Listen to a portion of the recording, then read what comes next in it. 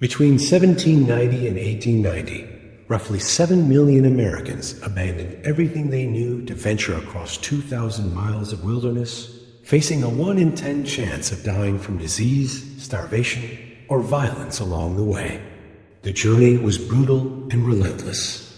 But for these ordinary people, the promise of land and freedom kept them moving forward despite the odds. Here's what life was really like on the American frontier. Before we start, likes and subscribes help me keep making these. Where are you listening from? Drop your city and time in the comments. I'm always reading them thinking, wait, people in New Zealand listen to history stories to sleep. All right, let's head back to the American frontier. Trust me, it's going to be quite a ride. But first, get comfortable. Seriously, adjust those pillows. Pull up that blanket, because where we're going, you're going to want to be cozy. Your eyes flutter open to pitch darkness. For a moment, you're disoriented. The air is freezing, thickened of cold that makes your lungs ache. But it's not just the temperature that's got your attention. It's the smell. Wood smoke, unwashed bodies, the earthy scent of the dirt floor beneath you, and something else, fear. This isn't your memory foam mattress in your temperature-controlled bedroom. It's 1792, and you're waking up in a crude log cabin in the Appalachian wilderness. The thin deer skin covering barely keeps the November chill from seeping into your bones.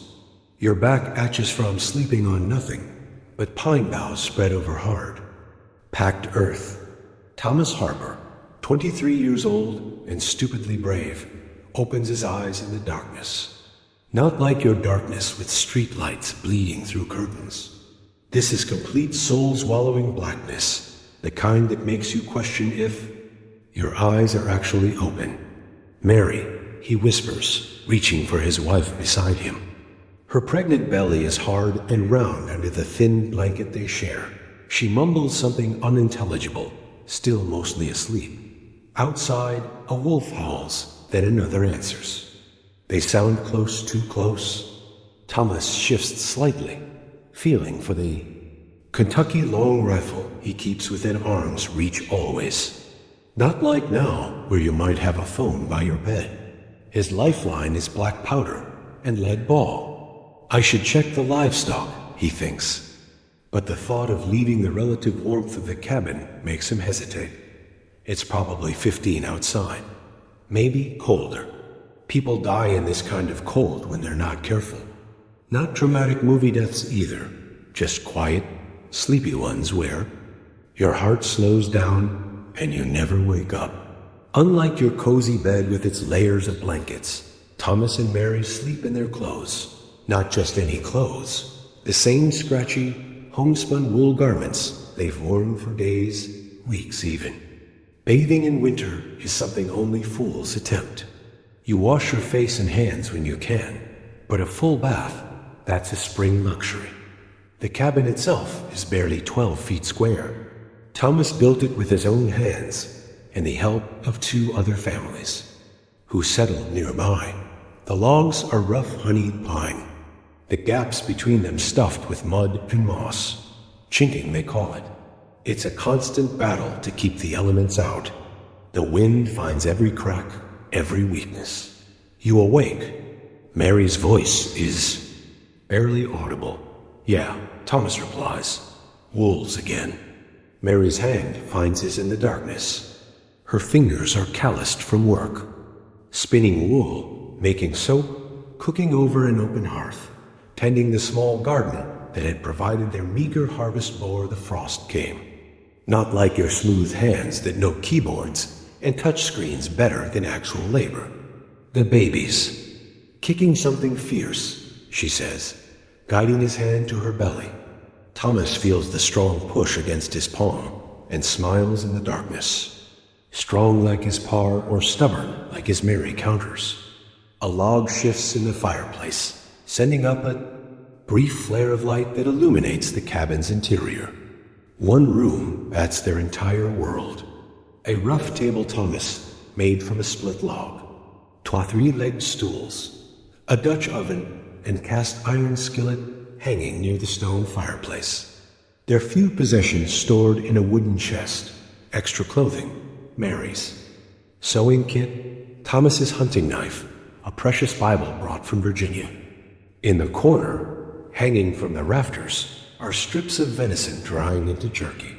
Below them, a barrel contains their winter store of corn. It's not enough. Thomas knows this, but doesn't say it. They'll need more meat to survive until spring. The fire has died down to embers. Thomas reluctantly leaves the warmth of the bed to add another log. The floor is ice against his stocking feet. He moves quickly, stirring the coals before placing a split oak log on the glowing embers. Going to be a cold one today, he says, a master of understatements. Mary sits up, wrapping the blanket around her shoulders. I'll get breakfast going. There's no sleeping in on the frontier. No lazy Sunday mornings. The day begins when you can see your breath in the cold air inside your own home. And it doesn't end until you can no longer see your hand in front of your face at night. The wolves have gone quiet. Thomas takes his rifle down from the pegs on the wall, checks the priming in the pan. I'll check the animals, he says, pulling on a deerskin hunting jacket and a fur cap. Maybe set some snares after. Before opening the door, he stands for a moment, bracing himself for the blast of cold air that will rush in. Mary has already moved to the fireplace, carefully feeding kindling to the growing flames. This choreography of survival plays out every morning. Be careful, Mary says, not looking up from her work. It's what she always says on the frontier. It's not just a pleasantry, it's deadly serious. Thomas nods, lifts the wooden latch, and pushes the door open. The hinges, wooden pegs, not metal, creak in protest. A wall of frigid air hits him, stealing his breath. The small clearing around the cabin is frosted white. The surrounding forest, a dark wall of pine and oak. There, 4 chickens and single. Milk cow are in the lean-to shelter attached to the cabin side. He can hear the cow's soft looing. Another day, Thomas thinks, stepping out into the numbing cold. Just got to make it through another day. Wait, let me paint you a picture of just how insane Thomas Harper's gamble was. This wasn't like moving to a new city for a job. This was Thomas, Mary, and 60 of possessions they could carry, heading into virtually unmapped wilderness with nothing but rumors of good land to guide them. Thomas had grown up in the Shenandoah Valley of Virginia, the son of a tenant farmer who worked someone else's land until the day he died. Thomas wanted more. He wanted his own land, and the only way to get it was to go where nobody wanted to be, the wild frontier beyond the Appalachian Mountains. The stories he'd heard in taverns painted it as an Eden, land so fertile you could drop seeds and they'd grow overnight. Forests teeming with game, clear streams full of fish. What those stories conveniently left out were the hostile native tribes defending their hunting grounds, the bone-crushing labor of clearing forest for fields, and the soul-crushing isolation. That drove some settlers actually legitimately insane. You know what people back east called moving west? Thomas would later tell his son. They called it going to the slaughter. That's how bad the odds were. Okay, back to our freezing morning. Thomas checks the cow and chickens, making sure they've survived the night. The cow is his most valuable possession, worth more than the cabin itself. She provides milk, which means butter and cheese. When she calves in the spring, the calf will eventually mean meat or more milk. You don't eat your cow unless you're truly desperate. That's Frontier Economics 101. The chickens are huddled together, puffed up against the cold. 3 hens and a rooster. Eggs are precious protein, especially in winter when hunting can be difficult. Thomas gathers a handful of corn for them, counting each bird to make sure none died in the night. All accounted for, he mutters to himself, his breath clouding before him. He glances at the sky, pale blue with wispy clouds. Good hunting weather with Mary, expecting they need meat desperately. The baby will come in late January or early February, the hungriest time of year. The thought sends a spike of anxiety through him. Winter births are dangerous. No doctor for 50 miles, just Mary and the wife of a neighboring settler who's delivered. A few babies. Not going to think about that now, Thomas tells himself, shrugging his rifle onto his shoulder. The forest around them isn't the manicured woodland of modern state parks. It's primeval, massive trees that have stood for centuries, underbrush, so thick in places you need a machete to pass through. It's also alive with threats, wolves, bears, panthers, and sometimes other humans with different ideas about whose land this really is. Thomas walks about 50 yards to check his traps from yesterday. The first two are empty, but the third holds a fat rabbit already stiff with cold and death. Breakfast and maybe lunch. He quickly resets the traps and heads back toward the cabin, the rabbit hanging from his belt. Inside, Mary has the fire going properly now. The cabin is still cold, but at least you can breathe without seeing it. She's stirring corn mush in the iron pot, their staple breakfast. The rabbit will be a welcome addition. Caught something? She asks, nodding toward the rabbit. Just one, Thomas says, already working to skin it at the small table. Nothing is wasted. The fur will be tanned for sewing, the bones boiled for broth, every scrap of meat eaten. I'll head deeper into the valley later. Maybe get a deer if I'm lucky. Mary nods, one hand on her back to ease the strain of her pregnancy. Nathaniel's coming by later, said he might have extra cornmeal to trade. Nathaniel Cohen is their nearest neighbor, living a mile through Theforest with his wife and 3 children. They'd arrived 6 months before the Harpers, so they'd had a full growing season to establish themselves. In the isolation of the frontier, neighbors are your lifeline, even when they're a mile away. What's he want for it? Thomas asks, working the knife carefully around the rabbit's hind leg. Said he needs help finishing his root cellar before the ground freezes solid. Thomas nods. Currency is scarce on the frontier. Most exchanges are through barter and labor.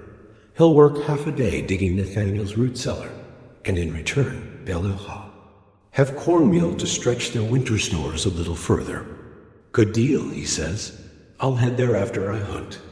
The rabbit is skinned now, its meat dark red against the wooden table. Thomas cuts it into pieces, while Mary adds water to the corn mush, stretching it to accommodate the meat. The smell makes both their stomachs growl. You're not going too far hunting, are you? Mary asks, not looking up from her cooking. The question has weight. Just 3 weeks ago, a settler 5 miles north had gone hunting and never returned. After 4 days, a search party found what was left of him. Mauled by a bear or wolves, it was hard to tell. Stay close enough to hear the dinner bell, Thomas promises, though they both know it's not entirely true. You have to go where the game is, and sometimes that's farther than is strictly safe. While they eat breakfast, sitting on stools by the fire, Thomas outlines his plans for the day. Hunting, helping Nathaniel, chopping more firewood if there's daylight left. Mary will carve wool, tend the animals, and continue making candles from the deer tallow they've saved. Each day is a carefully choreographed struggle to stay ahead of hunger and cold. Think it'll snow soon? Mary asks, looking at the small window. Just an opening with a wooden shutter. No glass. Luxuries like window glass are for established towns, not frontier cabins. Few days maybe, Thomas says, judging by the feel of fear and the way he's left. Knee aches. An old injury that predicts weather better than any almanac. What they don't discuss are the deeper worries. The winter ahead, the coming baby, the Shawnee hunting party they'd spotted, watching their cabin from the ridge last week. Some conversations are too heavy for breakfast, even on the frontier. After eating, Thomas prepares for hunting. He checks. His powder horn, making sure it's sealed against moisture. Wet gunpowder is useless gunpowder. He counts his lead balls. 14 left, each one precious. His hunting knife is already sharp. He'd seen to that yesterday. I'll be back before dark, he tells Mary, pulling on his cap again. You better, she says, and they both know why. Darkness in the wilderness isn't just an absence of light. It's when the balance of power shifts from humans to predators. Only fools or the desperate travel the forest at night. As Thomas steps outside, again, the cold somehow feels even more intense than earlier. The brief warmth of thicabin and food has made him sensitive to it again. He takes a deep breath, letting the chill air fill his lungs. Right, he mutters to himself. Let's find some meat. The forest swallows him as he walks away from the clearing. Within moments, the small cabin is out of sight, hidden by the thick trees. Thomas moves quietly, his moccasins barely making a sound on the frozen ground. Every sense is heightened, the way it always is when you step from safety into potential. Danger. The rifle is heavy in his hands, loaded and ready. His eyes scan constantly, not just for game, but for threats. A snap of a twig might mean dinner, or it might mean something sees you as dinner. The difference is knowing which is which before. It's too late. Hold up, Thomas whispers to himself, freezing in place. 20 yards ahead, a doe is picking her way through the underbrush, unaware of his presence. His heart speeds up. A deer would mean meat for weeks, security. One less worry in a world full of them. Slowly, so slowly, it barely qualifies as movement. Thomas raises the rifle to his shoulder. The deer pauses, ears twitching, sensing something, but it's too late. The rifle cracks, shattering the forest silence, and the doe drops. Thank you, Thomas whispers. Whether to God or the deer or just the universe, it's hard to say. Frontier gratitude is a complex thing. By the way, the Kentucky long rifle he's using, not exactly what you're picturing from the movies. It's effective. To about 200 yards, sure, but it's a single-shot weapon. Miss and you spend a minute reloading while your dinner or your enemy decides whether to stick around.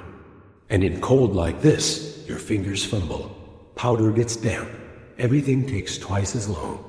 Getting the deer back to the cabin is going to be work. Thomas Field dresses it where it fell, removing the internal organs to lighten the load and prevent the meat from spoiling. His hands are soon slick with blood, steaming in the cold air. This is butchery, not the sanitized meat department at your grocery store. It's intimate and messy, and absolutely necessary.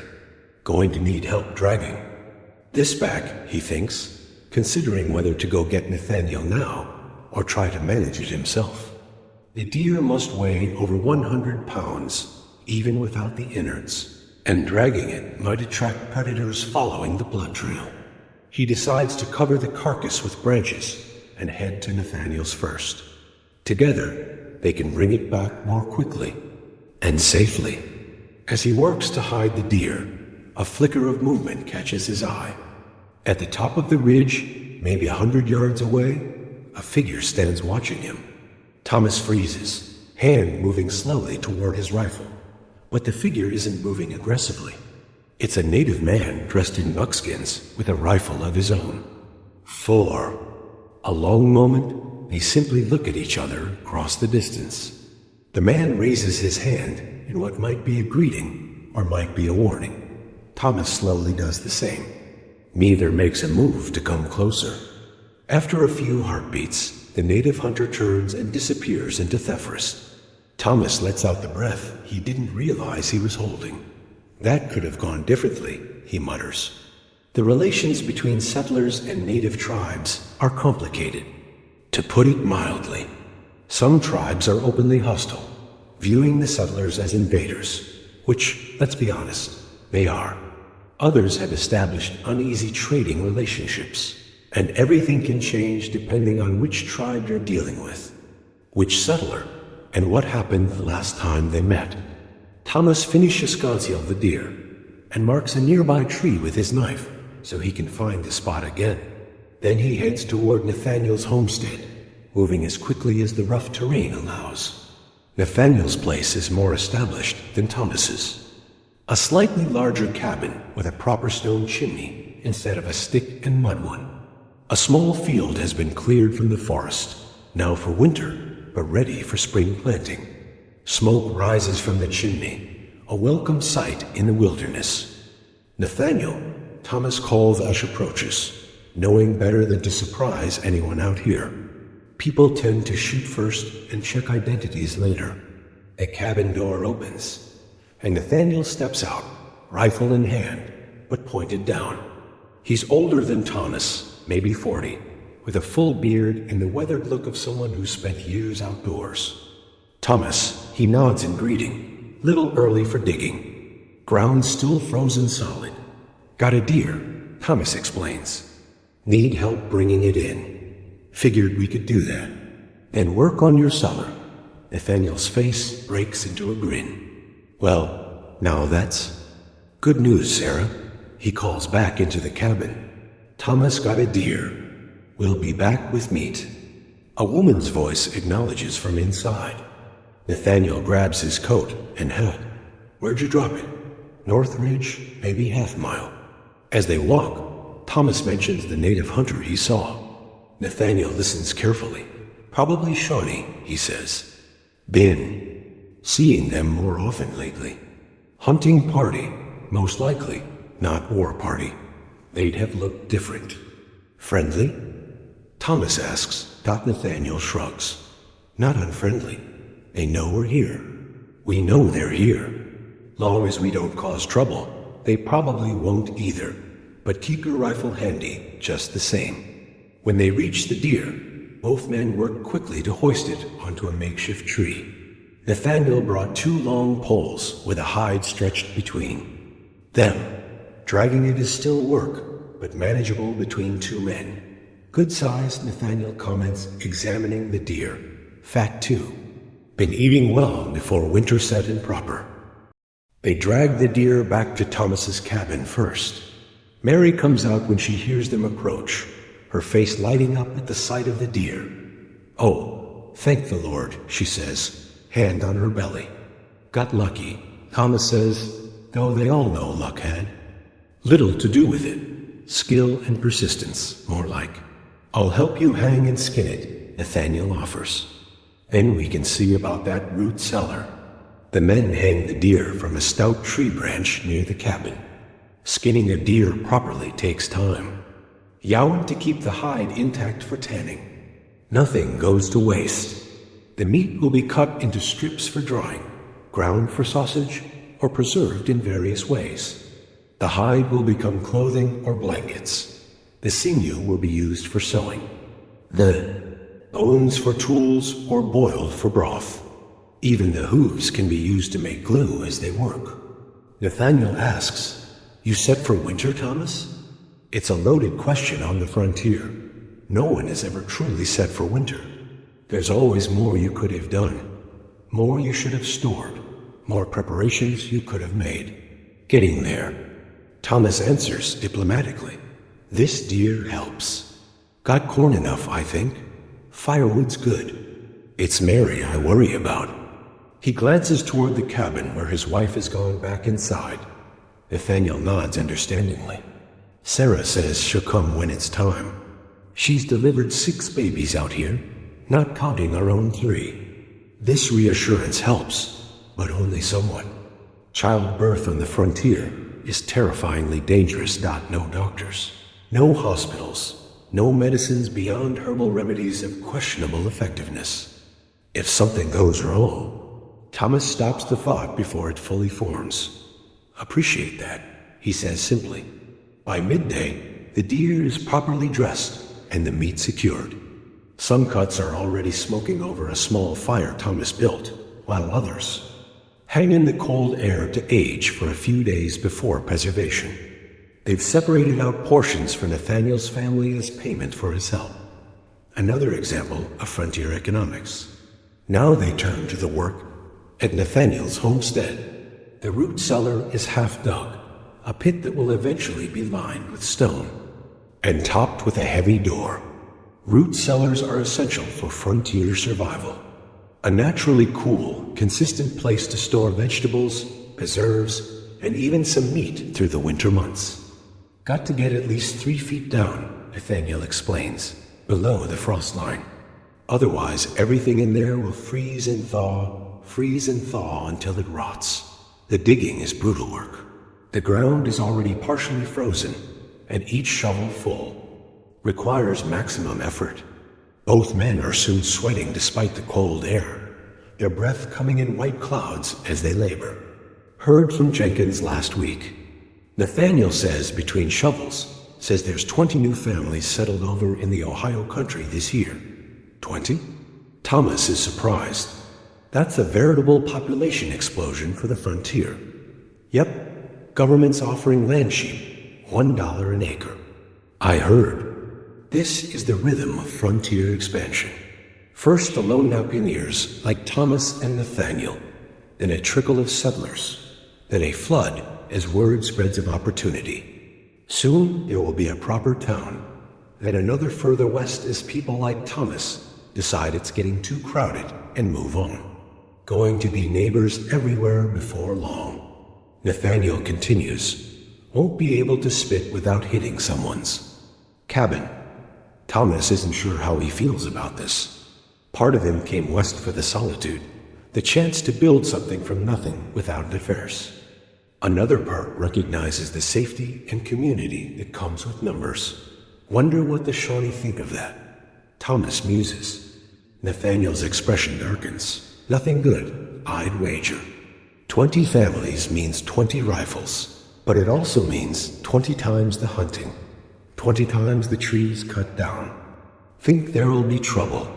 Always is. Eventually, Nathaniel drives his shovel into the hard earth with extra force. Always is. They work until the light begins to fade. The root cellar isn't finished, but it's significantly deeper. Another day's work should complete it. Both men are exhausted, muscles aching from the labor. Come in for some stew before you head back, Nathaniel offers. Sarah always makes too much. The inside of Nathaniel's cabin is similar to Thomas's, but with the lived-in feel of a place that's been occupied longer. 3 children, 2 boys and a girl, ranging from about 4 to 10 years old, sit at a table doing lessons from a warm primer. Sarah, a thin woman with a perpetually worried expression, stirs a large pot over the fire. Smells good, Thomas says, removing his hat. Or rabbit and whatever vegetables we had left. Sarah explains stretch it with cornmeal goes further that way. The meal is simple, but filling exactly what's needed after a day of physical labor. Thomas eats gratefully, aware that sharing food is no small gesture on the frontier where everyone lives close to the edge of hunger. As promised, Nathaniel sends Thomas home with a small sack of cornmeal. For Mary, he says. Tell her Sarah will be by tomorrow to check on her. The walk back to his own cabin is tense. Darkness is falling rapidly, and Thomas is acutely aware of every sound in the forest around him. A branch cracking might be a deer or something hunting him. The relief when his cabin comes into view is palpable. A warm glow from the single window tells him Mary has kept the fire going. He quickens his pace for the last 100 yards. Inside, Mary has made the small cabin as comfortable as frontier life allows. The fire burns steadily, casting dancing shadows on the log walls. She's hung the rabbit fur from this morning to dry, and has been working on a small gown for the baby, using fabric from one of her old dresses. You're late, she says, but there's no accusation in it. Just the relief of a woman whose husband has returned safely from the dangerous world outside. Deer took time, then the digging. Thomas sets down his rifle and the sack of cornmeal. Nathaniel says Sarah will visit tomorrow. Mary nods, one hand automatically going to her belly. Good. I've been feeling different, heavier. Thomas doesn't know what to say to this. The approaching birth looms large in both their minds, a combination of joy and terror. Instead, he sits beside her and places his hand on her stomach, feeling the strong movements of the child within. Strong, he says again, like his par, or stubborn like his mar. Mary completes their ritual exchange, smiling despite her exhaustion. Outside, the wind picks up, whistling through the chinks in the cabin walls. The temperature is dropping rapidly with the darkness. Another cold night ahead. I'll bank the fire, Thomas says, moving to prepare the hearth for overnight. Banking coals properly means having fire in the morning without having to start from scratch, a critical skill when matches don't exist. And starting a fire means flint, steel, and patience. As they prepare for bed, the same bed they woke in that morning, Thomas takes a moment to look around their small cabin. It's not much. Dirt floor, rough furniture, drafty walls, but it's theirs. Every log placed by his hands, every inch of it, representing freedom from tenant farming, from working another man's land, from the crowded conditions back east. Was it worth it? Mary asks quietly, reading his thoughts, as she often does. Thomas looks at her at the home they've made, at the future growing in her belly. Ask me in spring, he says with a small smile. After we've survived winter, they settle into bed together, pulling the thin blankets and furs around them as the temperature continues to drop outside. Tomorrow will bring the same challenges. Food, firewood, preparation for winter, the constant vigilance required to stay alive in a place that can kill you 100 different ways. But tomorrow is tomorrow. For now, they have shelter, food in their bellies, and each other.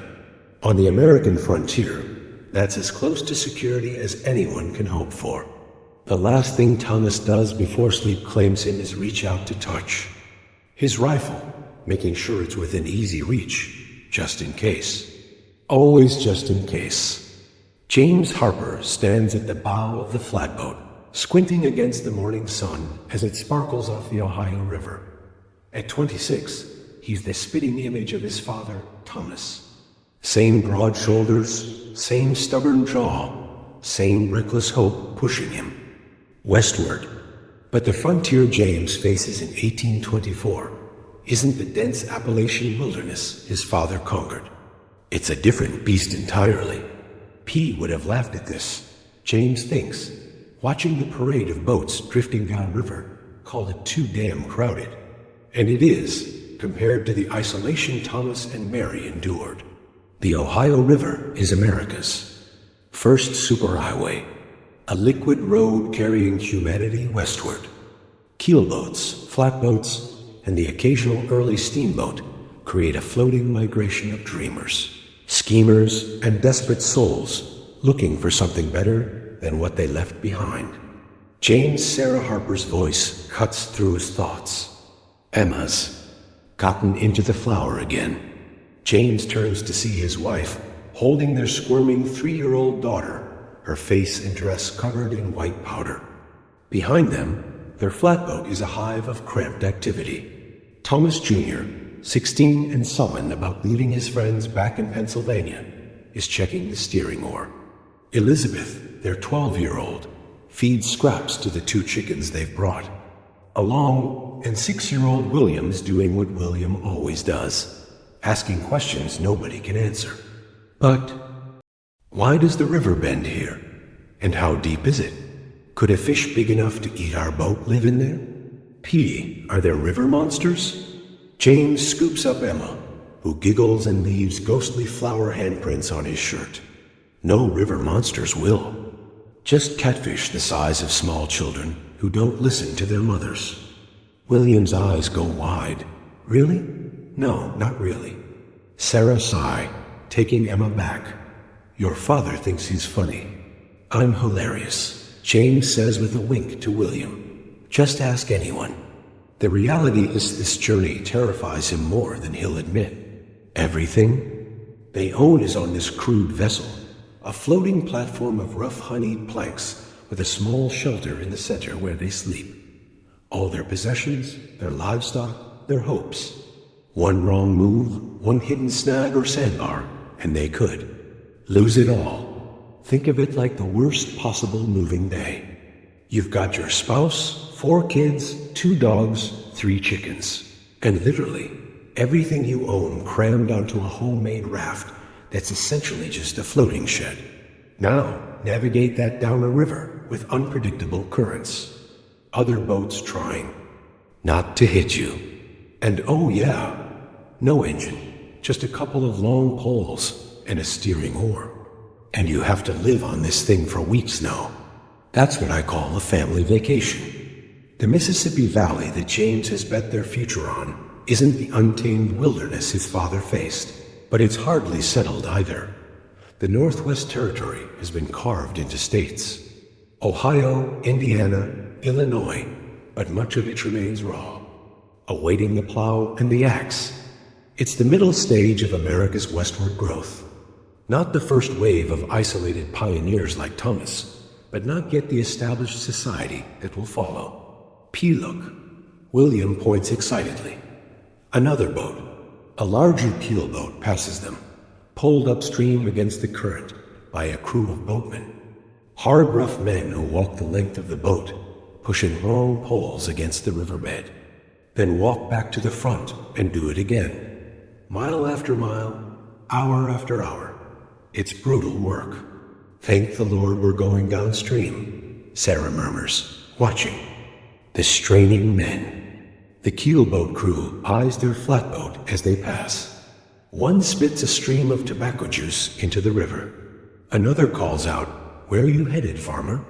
"Illinois," James answers cautiously.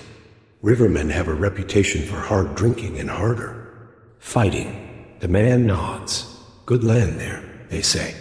If the fever don't get you first. With that cheerful assessment, they continue their back-breaking journey upstream, disappearing around the bend. What fever, Par? William asks immediately. James ruffles his son's hair. Nothing to worry about, Will, but it is. The fever, whether malaria, typhoid, or any number of other diseases, is a very real threat in the Mississippi Valley. Low-lying areas near rivers breed mosquitoes and contaminated water. Many a hopeful settler has died shivering and delirious before their first crop could be harvested. The day passes slowly, the landscape sliding by like a painting slowly unrolling.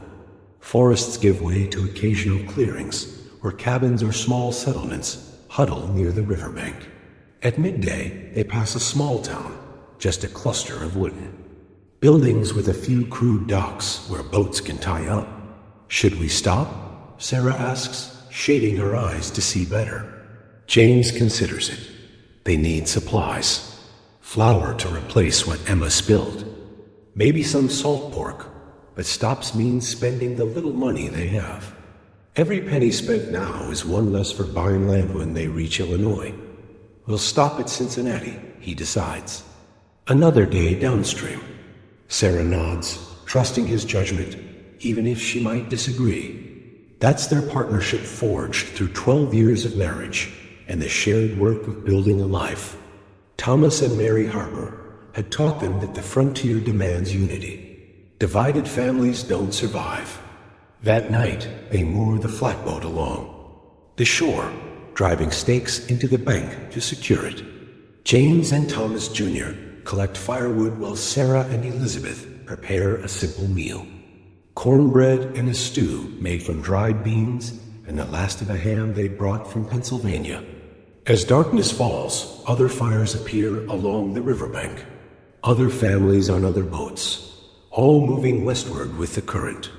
James wonders about their stories, their reasons for pulling up stakes and risking everything on the promise of unseen land.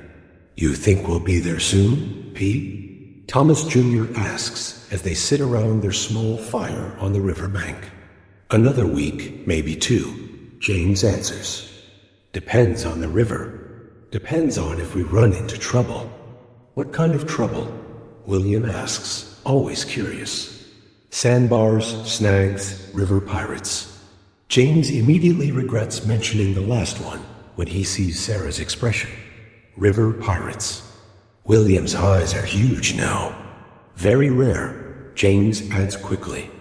And they go after merchant boats carrying goods, not family boats like ours. Because we have nothing worth stealing? Thomas Jr. mutters. We have everything worth stealing, Sarah corrects him firmly. We have each other. We have our health and our strength. We have the tools to build a new life. That's more than many have. James looks at his wife gratefully. She's right. Of course, what they lack in money, they make up for in youth, health, and skills. James can farm, hunt, and work wood. Sarah can spin, weave, preserve food, and a dozen other essential frontier skills. The children are old enough to work alongside them. It's a fortune in capability, if not in coin. Bible says not. To store up treasures on earth, James adds. Seems like good advice when you're trying to fit your life on a flatbow. This gets a smile, even from Thomas Jr., who's been the hardest to convince about this move. His son had a sweetheart back in Pennsylvania, though he thinks James doesn't know about her. Leaving was especially hard for him. Get some sleep, James tells them all. I'll take first watch and wake me for second, Thomas Jr. offers, surprising James with his volunteerism.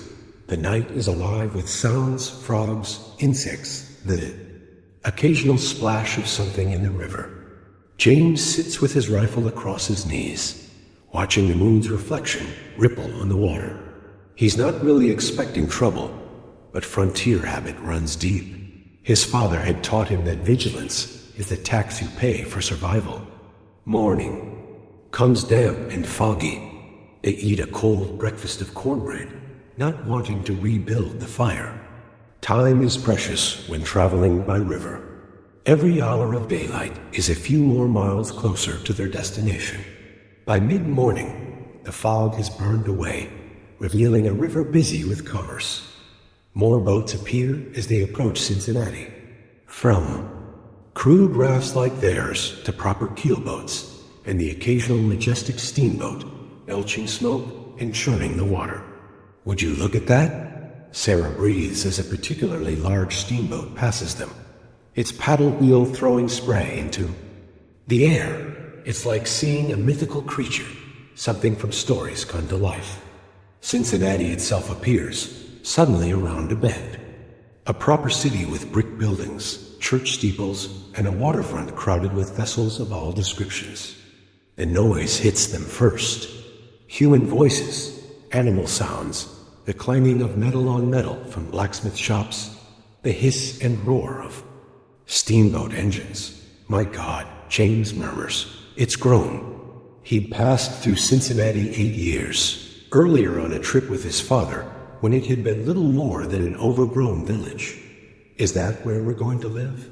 William asks, eyes wide-eyed. The bustling scene. No, much further downriver and then west, James explains. This is just a stop. Navigating their unwieldy flatbow through the busy harbor is nerve-wracking. Larger vessels have little patience for families like theirs, and more than once they have to pull frantically to avoid being crushed by a steamboat or trading schooner. Watch where you're going, you damn fool. A man on a keelboat shouts as they narrowly avoid collision. Sorry, James calls back, face burning with embarrassment. He's a good farmer, but a novice boatman at best. They find a spot to tie up, paying a small fee to a harbor master who looks at their homemade craft with barely disguised contempt. Cincinnati may be a frontier city by Eastern standards, but it has its own hierarchies and snobberies already.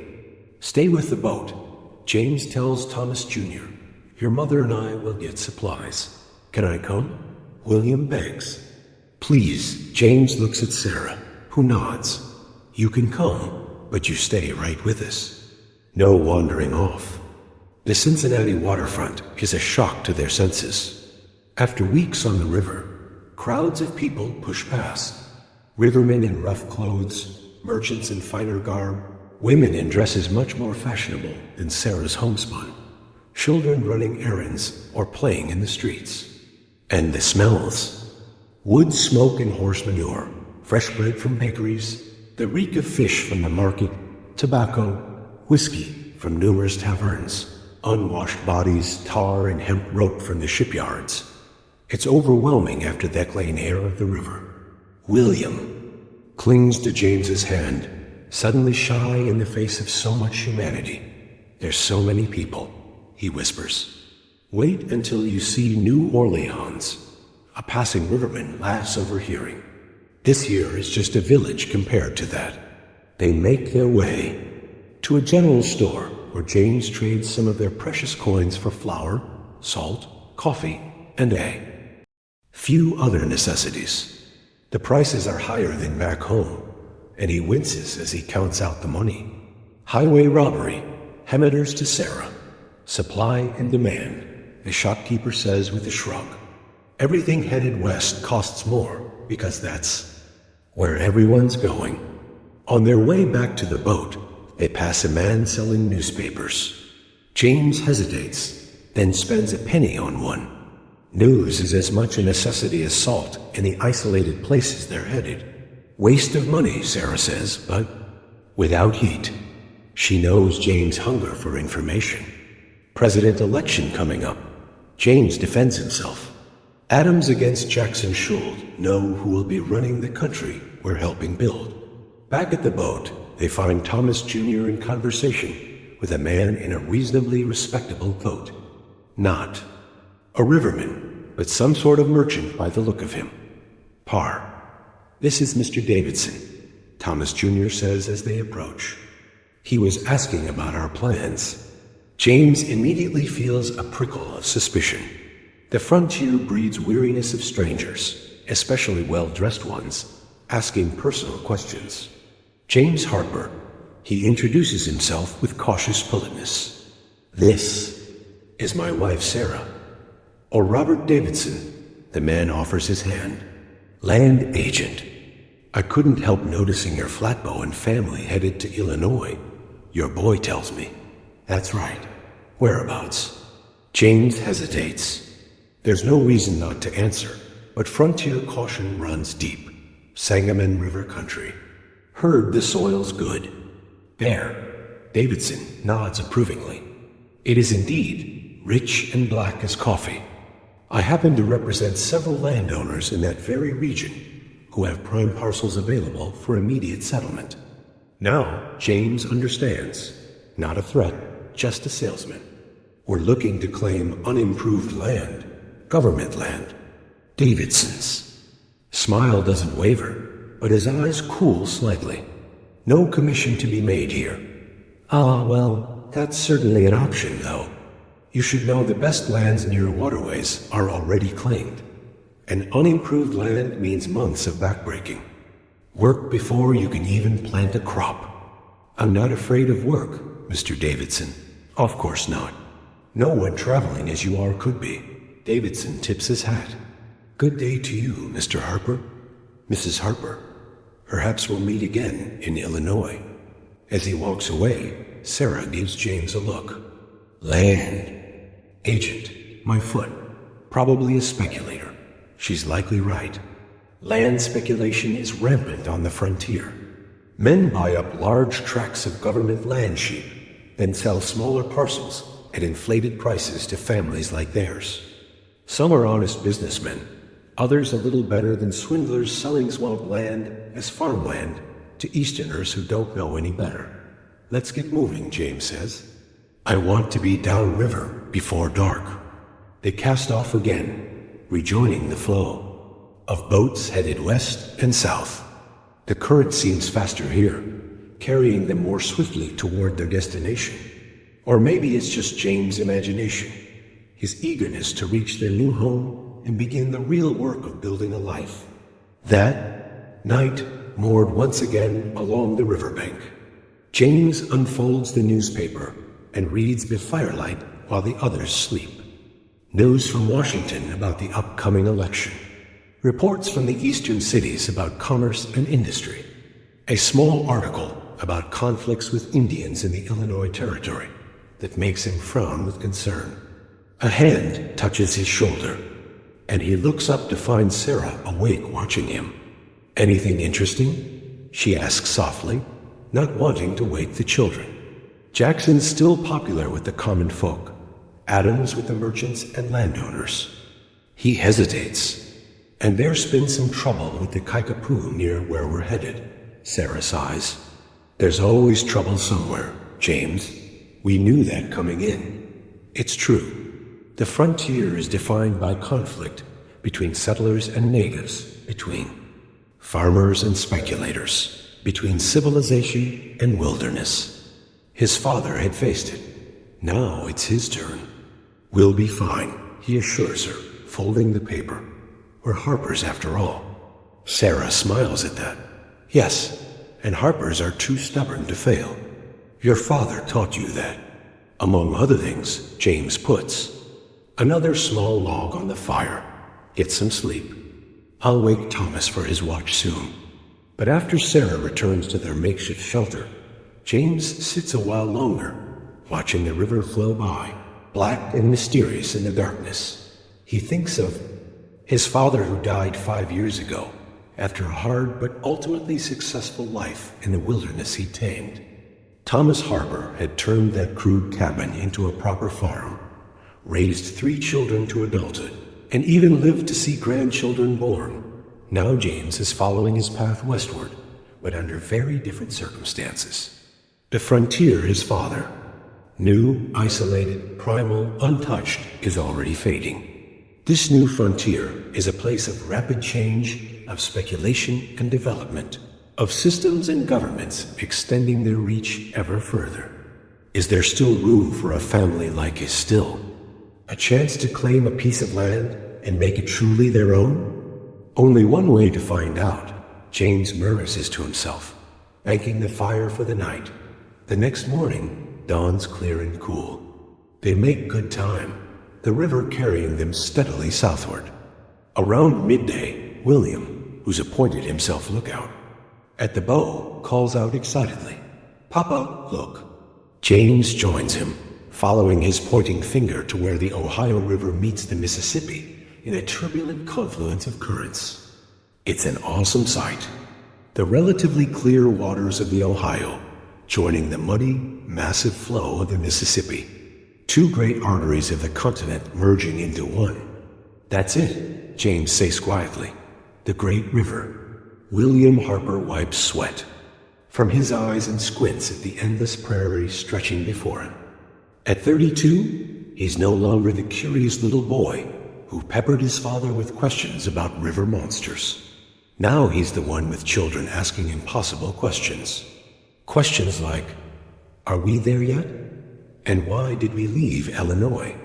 And B, hardest one of all, is Ma going to die like the Stevens woman? The year is 1845, and William Harper is part of something unprecedented in American history. A massive migration of ordinary people traveling 2,000 meters across a continent. The Oregon Trail isn't just a pathway. It's a river of humanity flowing westward, carrying wagons, livestock, hopes, and fears toward the promised land of Oregon Territory. How many wagons, you figure, are ahead of us? Mr. Harper asks Daniel Preston, a former blacksmith from Ohio who's traveled alongside the Harpers since Independence, Missouri. William shakes his head. 100, maybe more. Trail's bossy this year. Busy is an understatement. Word has spread east about the fertile Wills Valley, where rain falls generously and the soil grows anything you plant, where a man can claim 640 acres, an entire square mile, for nothing but the courage to get there and the strength to work it. A stark contrast to the increasingly crowded Illinois, where William's farm had grown too small to support his growing family. P7-year-old Thomas runs up, his face flushed with excitement. Mr. Wilson says there's buffalo ahead. William nods to his son. Tell your I'll be back going to check. He strides forward past several wagons, where men walk alongside oxen and women carry infants or toddlers too tired to walk further today. Everyone looks exhausted. They've been on the trail for 8 weeks now, and the initial excitement has long since faded into the grinding routine of dawn to dusk travel. At the front of their wagon train, William finds James Wilson, their elected captain, standing in his stirrups and peering through a spyglass. "Buffalo?" William asks without preamble. Wilson hands him the glass. "See for yourself." "About 2 miles out, looks like." William focuses the spyglass and feels his heart quicken. There they are, dark shapes grazing the distant prairie. Hundreds of them, maybe thousands. A sight his grandfather Thomas would have given an arm to witness. "We hunting?" William asks, handing back the glass. Wilson hesitates. "Need the meat?" "That's certain. But a hunt means stopping early, delaying our schedule." "Schedule?" William can't keep the edge from his voice. "We're already behind because of the sickness." The sickness cholera had swept through their company 2 weeks earlier, killing 4 people and leaving a dozen more weakened. They'd lost precious days burying the dead and waiting for the ill to recover or die. Wilson's jaw tightens. "I'm well aware, Harper, but every day we delay means less time to build shelter before winter in Oregon. Won't matter if we starve again." There, the 2 men stare at each other. There's been tension between them since independence. Wilson is a businessman who runs the wagon train like a military company. All schedules and rules. William, like his father and grandfather before him, bristles under such authority. Finally, Wilson sighs. "Fine, we'll make early camp. Tell the men to ready their rifles." William nods. A small victory won. Fresh meat means strength, means survival. The dried beef and hard tack they've been eating won't sustain them. Through the mountains ahead. As he walks back to his wagon, William passes Mrs. Chun, a Chinese woman traveling with her merchant husband to Oregon. She's struggling with a water barrel that's come loose from their wagon. Here, William stops to help, easily lifting the heavy barrel back into place. "Thank you," she says with a slight accent. "My husband, he check on oxen." William secures the barrel with a length of rope. "Buffalo ahead. We're making camp early to hunt." Mrs. Chun's face brightens. "Fresh meat. I make good stew. You bring some." "Yes, ma'am." William promises with a smile. He's come to appreciate Mrs. Chun's cooking, so different from anything he's tasted before. That's one unexpected benefit of the trail. Meeting people from places he'd only heard of in stories. The Oregon Trail doesn't just connect east and west. It mixes people who'd never otherwise meet. William's wagon company includes farmers from 6 different states, a German family who barely speaks English, the Chinese merchant couple, a doctor from Boston, and a group of single men heading to Oregon to seek their fortunes. They all left. Different lives behind, but out here, they're united by a common purpose and common dangers. Back at his own wagon, William finds his wife, Rebecca, tending to their youngest 3-year-old Sarah, who's developed a worrying cough in the past few days. "How is she?" he asks, laying a hand on the child's forehead. "No fever, thank God. Better, I think." Rebecca looks exhausted. Dark circles under her eyes from nights spent watching over their daughter.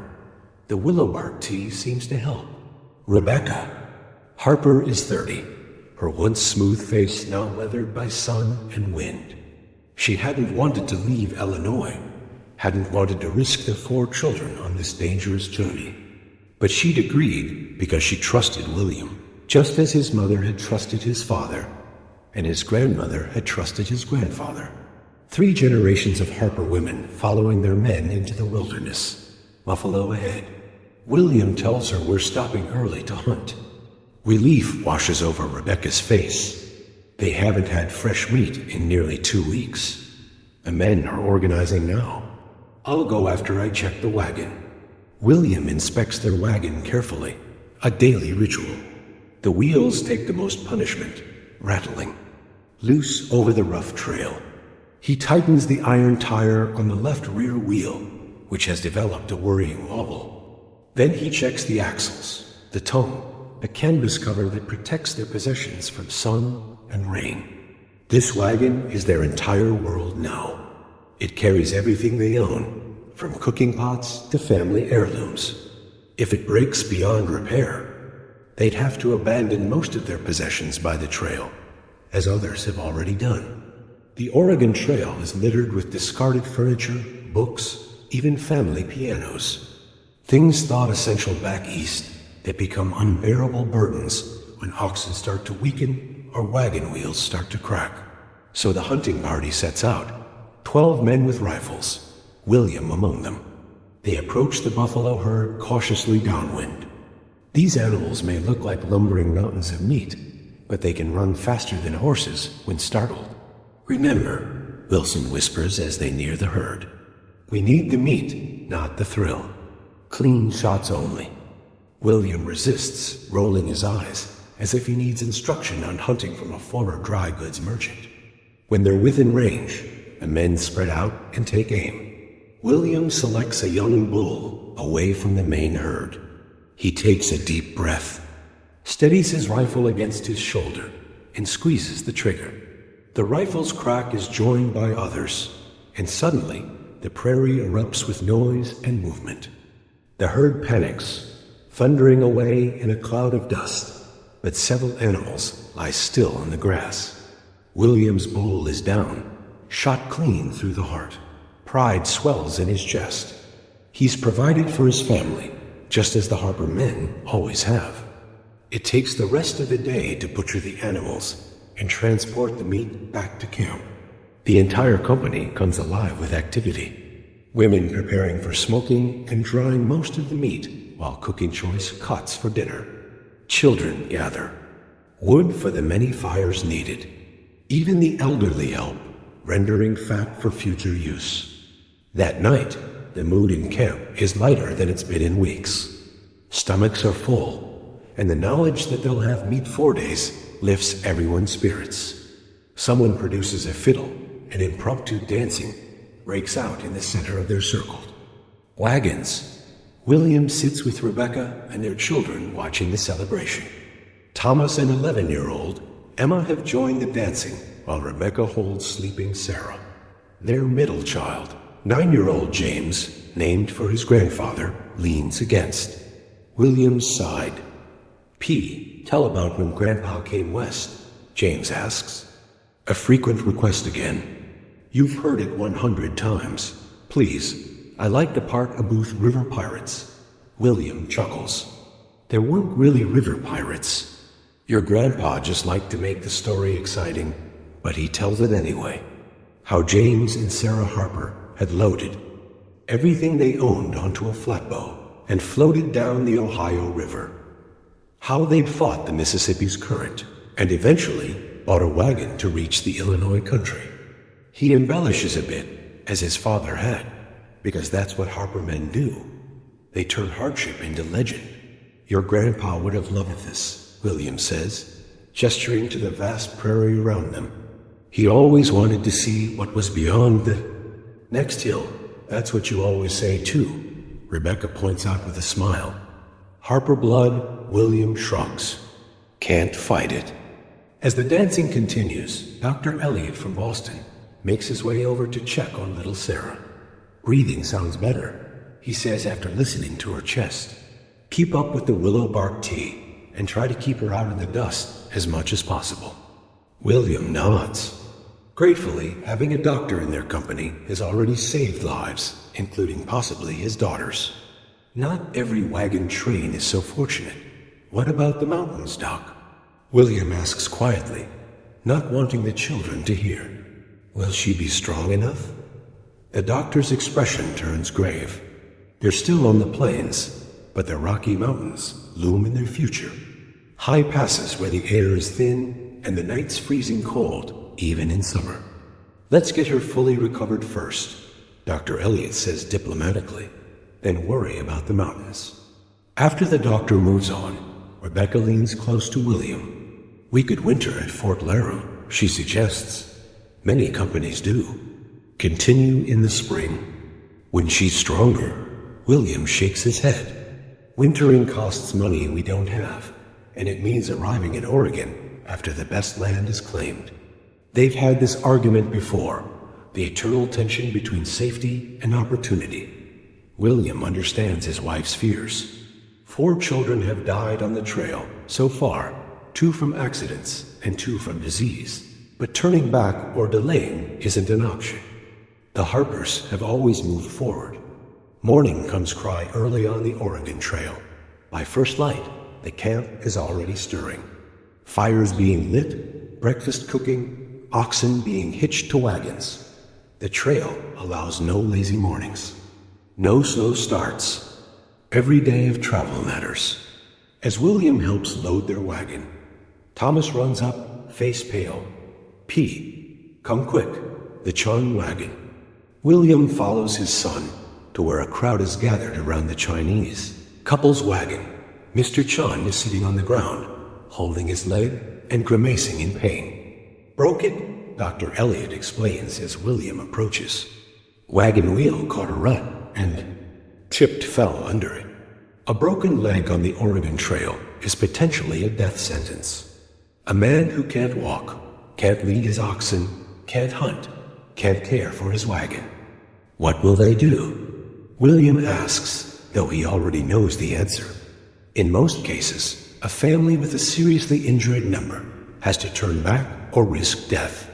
We go on, Mrs. Chun says firmly, standing beside her husband. I drive wagon. A murmur runs through the gathered crowd. A woman driving a wagon alone. It happened occasionally out of necessity, but rarely by choice. Mrs. Chun, Wilson begins gently. Perhaps you should consider. No, she cuts him off. We sell everything in China to come here. No, go back. William finds himself admiring her determination. It reminds him of stories about his grandmother, Mary, who'd given birth in a crude cabin in the wilderness with only a neighbor woman to help. I'll drive with her, he finds himself saying, at least until Mr. Chun can manage again. Rebecca gives him a look.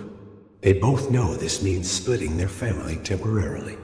She'll have to manage their wagon and children alone just until Fort Laramie. William adds by then he might be able to handle the reins himself. So it's decided the Chuns will continue with William helping drive their wagon. It means more work for everyone. But on the Oregon Trail, you help your neighbors, not out of charity, but survival. Today, the Chuns need help. Tomorrow, it might be the Harpers. As they set out that morning, William walking alongside the Chuns' oxen, he thinks about how different this journey is from those of his father and grandfather. Thomas Harper had faced true wilderness, isolated and untamed. James Harper had navigated the early transportation networks of rivers and crude roads. But William is part of a massive organized migration. The Oregon Trail isn't wilderness anymore. It's a highway of sorts with established stopping points, river crossings, even trading posts along the way. The challenges are different now. Not isolation, but disease spreading through crowded camps. Not navigating unknown terrain, but managing the logistics of moving thousands of people across a continent. 3 days later, they reached the Platte River, wide, shallow, and treacherous with quicksand. This crossing has claimed wagons, livestock, and human lives, but there's no way around it. The company stops to assess the challenge. Some want to cork their wagons and float them across, as they heard other trains had done. Others, including Wilson, favor building rafts for their possessions and walking the livestock through the shallows. I've seen too many wagons swept away trying to float them.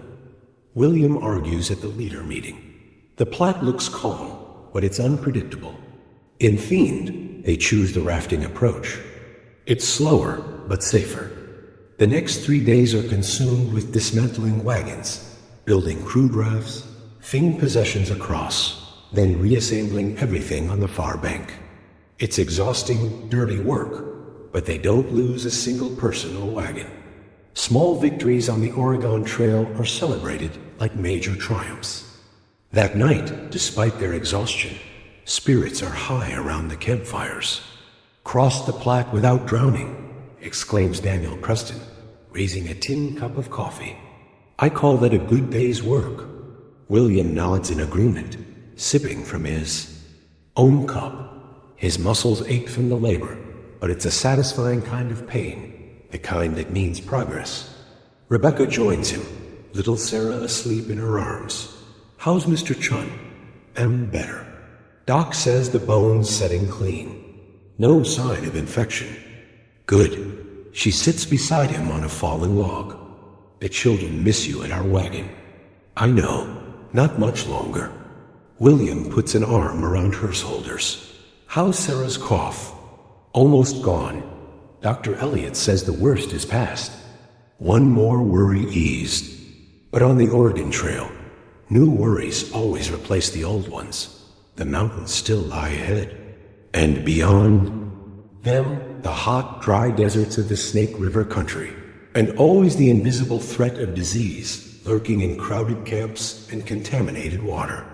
A commotion near the edge of camp draws their attention. A rider has arrived. A scout from another wagon train ahead of them on the trail. Dot Wilson brings the man to the central fire so everyone can hear his news. The scout looks exhausted, his horse beard with sweat. "Cholera has broken out bad at Fort Laramie," he announces without preamble. 20 dead already. Fort's quarantined. A stunned silence falls over the camp. Ft. Laramie had been their next major milestone. A place to rest, restock supplies, perhaps even mail letters back east. How far does the quarantine extend? Dr. Elliott asks. 5 miles in all directions, the scout answers. They're turning away all wagon trains. Is there a way around?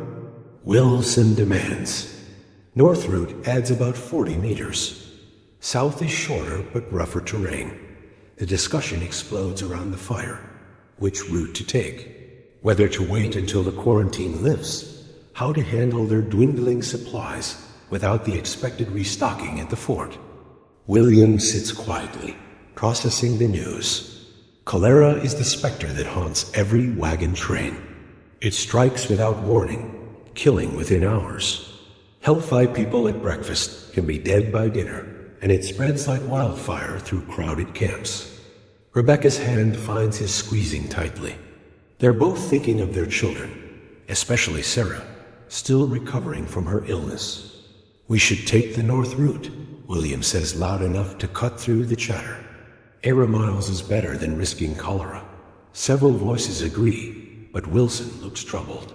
"That puts us a week behind schedule, maybe more schedule." William feels his temper rising again. What good is a schedule if we're all dead from cholera? He's right. Dr. Elliott supports him. "I've seen cholera outbreaks. We want no part of it."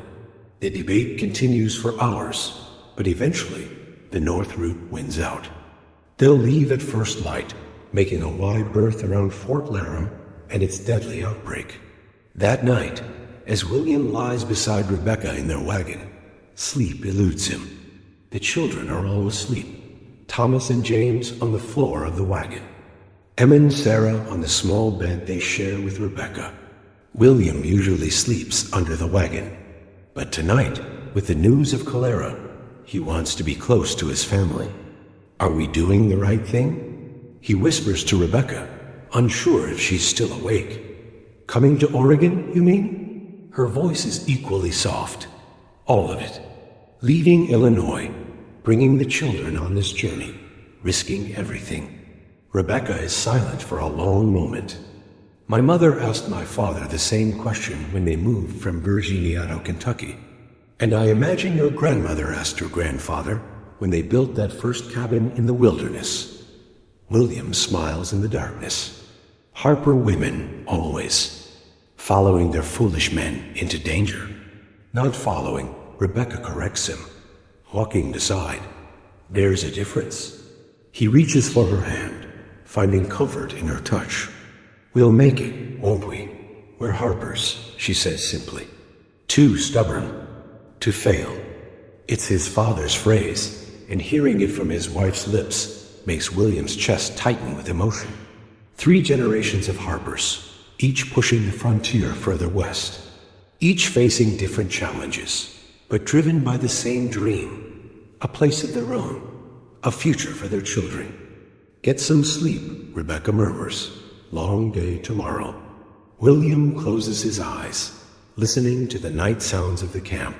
Crickets chirping, livestock shifting restlessly, the occasional cough or murmur from nearby wagons. The Oregon Trail has its own lullaby, a symphony of humanity on the move.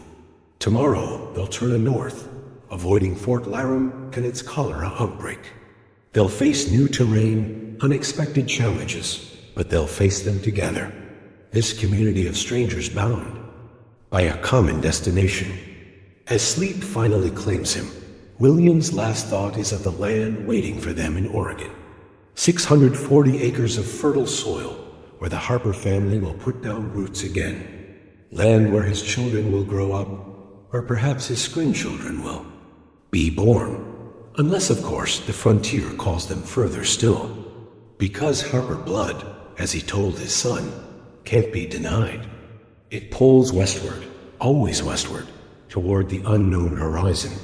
William Harper stands knee-deep in the frigid waters of the American River, his back screaming in protest as he straightens. 6 hours of stooping over a wooden cradle, swirling river mud, in hopes of finding that telltale yellow glint. 6 hours. And all he has to show for it is a few flakes in his leather pouch that might be worth $1. Maybe this is what I left my family for, he mutters, stretching his aching muscles. It's 1851, and William Harper has joined the greatest gamble in American history, the California Gold Rush. 2 years earlier, he'd successfully brought his family to Oregon's Willow Valley. They'd claimed their 640 acres, built a cabin, planted crops. Things were going well. Then news had filtered north about the rivers of California, literally flowing with gold-docked men finding fortunes in a day that would take a lifetime to earn as a farmer. So William, like thousands of others, had left his established homestead to chase dreams of instant wealth. Just for a season, he promised Rebecca, I'll be back before winter with enough gold to buy proper lumber for a real house, maybe even glass windows. Now standing in this crowded river, where the easy gold was claimed long ago, he's beginning to doubt his decision. Harper, you deaf? The voice belongs to Josiah Miller, a former Ohio school teacher who'd abandoned his classroom for the same golden dreams. Shifts changing. Mackenzie wants us upstream tomorrow. William nods, lifting his cradle from the water. Every foot of this river is claimed by someone worked in carefully scheduled shifts. The good spots are controlled by companies with dozens of men working around the clock. Individual miners like William and Josiah are left with the less promising areas. The place is already picked over by early arrivals. Any luck today? Josiah asks as they trudge up the bank. William holds up his small pouch. Barely worth the effort. Better than me. Got nothing but backache and wet feet. Josiah isn't bitter, though. Nobody is really. That's the strange magic of the gold fields. Every day is a fresh lottery. Yesterday's empty pan might be today's bonanza. They make their way back to the mining camp. A chaotic sprawl of tents, crude shanties, and the occasional proper wooden structure housing a saloon or store. What had been empty wilderness 3 years ago is now a makeshift city of 15,000 souls, all focused on a single obsession, gold. Think of the most bizarre music festival you've ever seen, but remove the music, add crushing physical labor, multiply the filth by 10, and drop it in the middle of nowhere with no bathrooms, no police, and absolutely no rules. Now, imagine living there for months or years. That's a California mining camp during the gold rush. Mail King Josiah mentions as they pass the camp's general store, where prices are 3 times what they'd be back east. Might be something from Oregon. William's heart lifts. Rebecca's letters are his lifeline, his connection to the world he left behind. They arrive sporadically, sometimes 3 at once, after weeks of nothing. Inside the crowded store, the proprietor, a shrewd New Yorker named Goldstein, who's made more from selling shovels than most miners have made from using them, wades William over. "Harp a letter for you. And that saw you ordered came in $8. "8? You said 6 last month." Goldstein shrugs unapologetically. "Price went up, supply and demand. You want it or not?" William bites back his frustration. Everything in the gold fields operates on extortion pricing. The miners produce the wealth, but it's men like Goldstein who collect it, selling necessities at whatever price the market will bear. "I'll take it," William finally says, counting out precious coins. He needs the saw for the psi box he's building. With Josiah, a new approach they hope will yield better results than the labor-intensive cradle method. The letter is from Rebecca, dated 6 weeks earlier. William tucks it inside his shirt. He'll read it tonight by firelight, savoring every word, imagining her voice. "Drink," Josiah suggests, nodding toward the largest tent in camp, where tiny piano music competes with drunken shouts. William shakes his head, going to work on the sile before dark. "Suit yourself." Josiah ambles off toward the tent, like many seeking liquid comfort after a disappointing day. William returns to their campsite, a simple canvas tent they share, with 3 other men, all from different states, but united by the same golden fever. He retrieves the sleebox materials from beneath his bedroll and sets to work with his new saw. The idea is simple. Instead of processing a pan or cradle of sediment at a time, the saw will use the river's current to wash larger quantities of gravel over a series of riffles that catch the heavier gold. Less labor, more volume, better chances. That's the theory. Anyway, as the evening shadows lengthen, William finally takes a break. The other men have all gone to the saloon tent, leaving him blessedly alone. He settles by their small fire, pulls out Rebecca's letter, and carefully breaks the seal. "My dearest William, spring has come to our valley. The wheat you planted last fall is knee-high and green as emeralds. Thomas helps with the plowing and planting every day after school. He's growing so tall, almost Eamon at 12. Emma has become my right hand with household matters, while James tends the chickens and pigs with surprising responsibility for a boy of 10. Little, Sarah asks for you each night before prayers. When is Parr coming home with the gold? She wants to know. The Wilsons have built a proper frame house with the lumber from their sawmill. Mrs. Wilson makes a point of mentioning their glass windows whenever we meet after church services. I smile and say how lovely it must be, though I trade 100 glass windows for your return. News from California reaches us in fragments. Some say the gold is gone, others that new discoveries are made daily. I don't know what to believe, except that I miss you terribly and pray for your safe return with or without golden riches. Your loving wife, Rebecca. William folds the letter carefully and tucks it with the others in his small wooden box of treasures. Guilt gnaws at him.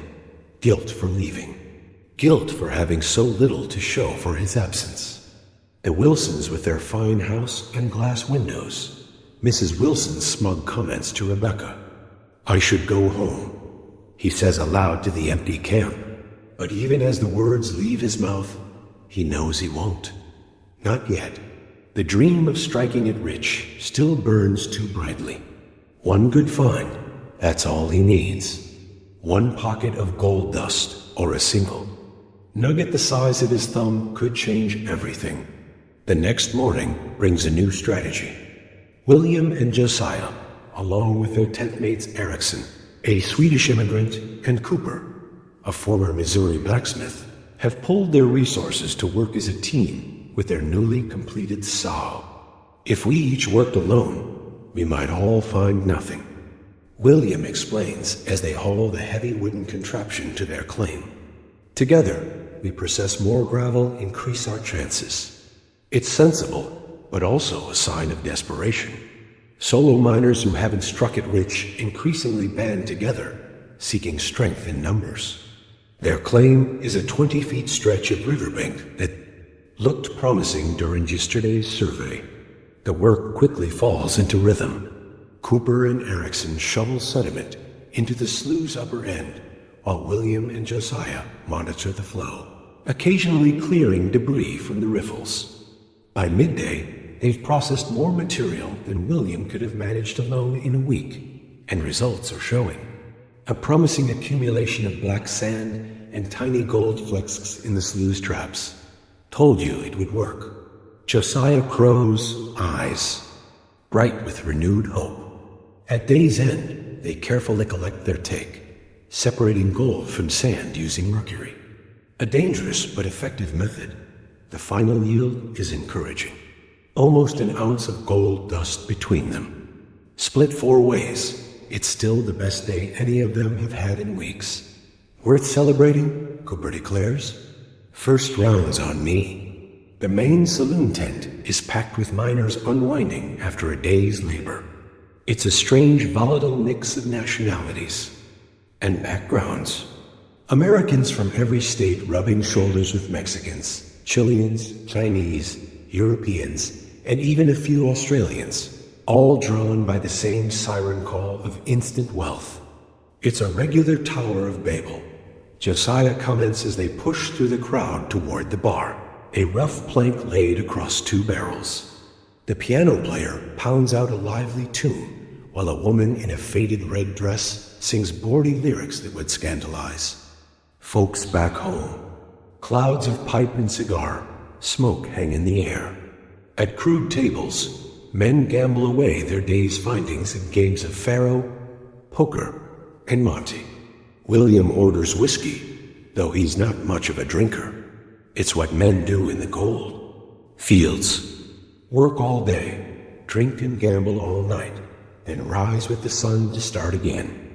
An endless cycle of labor, hope, and usually disappointment. You hear about the strike over at Murphy's diggings. A miner at the bar is talking loudly to his companion. Fellow hit a pocket yesterday worth $3,000. $3,000 in one damn day. William tries not to listen. Tries not to feed the desperate hope such stories inspire. For every true tale of instant riches, there are 100 exaggerations and outright lies. But still, the possibility nags at him. It could happen. It does happen. Why not to him? To the sow. Josiah raises his glass in toast, and to tomorrow being even better than today. They drink to that, a fragile camaraderie born of shared struggle and shared dreams. Later that night, as William lies in their crowded tent, listening to Erickson's snores and Cooper's occasional sleep-talking, he mentally composes a letter to Rebecca. He'll write it tomorrow. Tell her about their new sow and improved prospects. He won't mention the $3,000 strike at Murphy's diggings. Better not to raise false hopes. 2 months pass in much the same pattern. Some days are better than others, but none deliver the fortune William had dreamed of. Their silo operation expands, becoming more efficient, but the gold seems to be playing a cruel game of diminishing returns. The easy pickings are gone. What remains requires for more effort to extract, and rumors begin circulating about a new approach, hydraulic mining. Companies are bringing in massive water cannons to literally wash away entire hillsides, processing tons of material at once.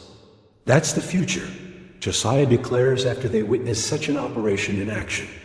Our little sow can't compete with that. It's an awesome, terrifying sight. Hillsides dissolving under pressurized water. Ancient trees toppling. The landscape. itself being rewritten in Mencken desperate search for gold. The scale of destruction is unlike anything William has ever seen. Doesn't seem right, he murmurs as they watch. Land that took God thousands of years to make undone in an afternoon. It's progress. Cooper shrugs. Same as the railroads back east, cutting through mountains. Man conquering nature. William isn't so sure. The hydraulic operations feel different. Not just changing the land, but obliterating it. And for what? Gold that will end up in some banker's vault in San Francisco or New York. As summer gives way to fall, William finally admits what he's been avoiding for months. He's not going to. Strike it rich. The gold is still here, but it now belongs to the companies with their hydraulic cannons and armies of wage laborers. The day of the independent miner is ending. I'm heading home, he tells his partners. One evening back to Oregon, back to my family. They don't try to talk him out of it. Many miners are reaching the same conclusion, packing up their meager possessions, and returning to whatever lives they left behind. If those lives still wait for them, some have been gone for years, chasing an elusive dream while farms foreclosed, businesses failed, and families moved on. What will you tell your wife? Josiah asks as he helps William pack. William pats his leather pouch containing about $60 in gold dust. His total earnings after nearly 8 months of backbreaking labor. The truth that I gambled and lost. Not entirely lost. Josiah points out $60 is nothing to sneeze at. It's not glass windows and a proper frame house. William sighed. It's not what I promised her. His journey back to Oregon is quieter than the frenzied trip south had been. The roads are filled with men like him. Subdued, reflective, most returning with far less than they dreamed of. Some won't go home at all. Too ashamed to face families after years of broken promises. Along the way, William encounters a wagon train heading south. Fresh-faced men with excited chatter about the gold fields. He considers warning them, telling them the brutal truth about what awaits. But he sees the hope in their eyes, the same. Hope that had driven him and holds his tongue. Some lessons must be learned firsthand. When he finally crests the hill overlooking their homestead in the Willamette Valley, William pauses to take in the sight. The cabin looks smaller than he remembered. The cleared fields more modest, but smoke rises cheerfully from the chimney, and he can't see a figure in the yard. Thomas, surely, though taller than when he left. For a moment, William is gripped by doubt. What if Rebecca resents him for leaving? What if the children have forgotten him? What if they've managed so well without him that his return is an unwelcome disruption? But before these thoughts can take deeper root, Thomas glances up, freezes, then bolts toward the cabin, shouting words can't quite hear, but understands nonetheless. Par's home, P's home. And suddenly the yard is alive with movement. Rebecca emerging from the cabin, Emma and James running from the barn. Little Sarah toddling behind, trying to keep up with her siblings, all racing toward him as he urges his tired horse down the slope. He dismounts just in time to catch Sarah as she launches herself into his arms. Did you bring gold? P, did you? William laughs. The first genuine laugh in longer than he can remember. Just a little, squirrel, just a little. Rebecca reaches him last, standing slightly apart as the children clamor around him. Her eyes search his face, reading the story of his failure before. He can confess it. You're home, she says simply. That's all that matters. Later, after the excited chatter of children has been replaced by the deep breathing of sleep, William and Rebecca sit by the fire. He's told her everything. The backbreaking work, the meager findings, the dashed hopes. I'm sorry, he concludes, staring into the flames. I should never have gone. Rebecca is quiet for a long moment. Maybe not, she finally says. But you're not the only one. Half the men in our church congregation left for California. Most haven't returned yet. And those who did came back with stories, not gold. She reaches for his hand, but we survived. The children and I managed the farm. We even expanded the wheat field and added 6 sheep. William looks around their cabin. Still rough honeyed logs. Still no glass windows. Not what he promised. Not what the Wilsons have. The Wilsons, he begins, have a pretty house and a miserable marriage. Rebecca interrupts. Mrs. Wilson may talk about her glass windows, but she never mentions Mr. Wilson's fondness for whiskey or how he treats her when he's had too much. William squeezes her hand gratefully. Still, I wanted to give you more. We have enough. Rebecca's voice is firm. And we have something the gold couldn't buy. What's that? We're Harpers, she says, echoing what had become their family motto. 2. Stubborn to fail. William smiles, feeling the weight offense of disappointment begin to lift. Yes, the California adventure had been a failure in one sense, but he's home now with the woman who walks beside him, not behind him with children who still run to greet him despite his broken promises, with land that produces wheat instead of gold, but feeds his family nonetheless. And as he drifts towards sleep that night in a real bed instead of a crowded tent, William realizes something important. His grandfather Thomas hadn't found riches in the Appalachian wilderness, nor had his father James on the Illinois prairie. What they'd found was something more valuable, a place to belong, a legacy to build, a future to shape. That perhaps is the true gold of the American frontier. Not what can be dug from the ground, but what can be built upon it. Sarah Harper Miller stands at the doorway of her sod house, squinting at the horizon where dark clouds gather. At 26, her face already shows the weathering of prairie life. Skin tanned and lined from sun and wind, hands calloused for work that never ends. She shields her eyes, trying to judge the distance of the storm. Daniel, she calls, voice carrying across the Kansas prairie to where her husband works the small kitchen garden. Storm's coming. Better get the animals in. The year is 1874, and Sarah, once the toddling squirrel, who asked if her father had brought gold from California, is now a homesteader in her own right. The frontier has shifted again, moving from the timber-bird valleys of Oregon to the vast, treeless expanses of the Great Plains. Daniel Miller nods at his wife's warning, immediately dropping his hoe. On the plains, you don't ignore approaching storms. They can transform from distant clouds to deadly fury in minutes, bringing hail that can destroy a season's crops, or lightning that can incinerate a homestead. Matthew Daniel calls to their 7-year-old son, "Help me with the chickens."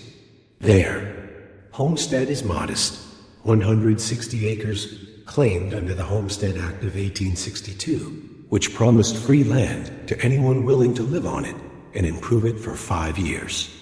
The Harper family wondrous had called to Sarah, just as it had to her father, grandfather, and great-grandfather before her.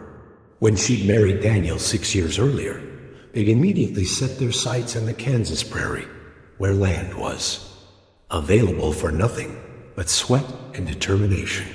"Lucy, bring in the washing," Sarah instructs her 5-year-old daughter, who's been playing with a corn-husk doll near the door.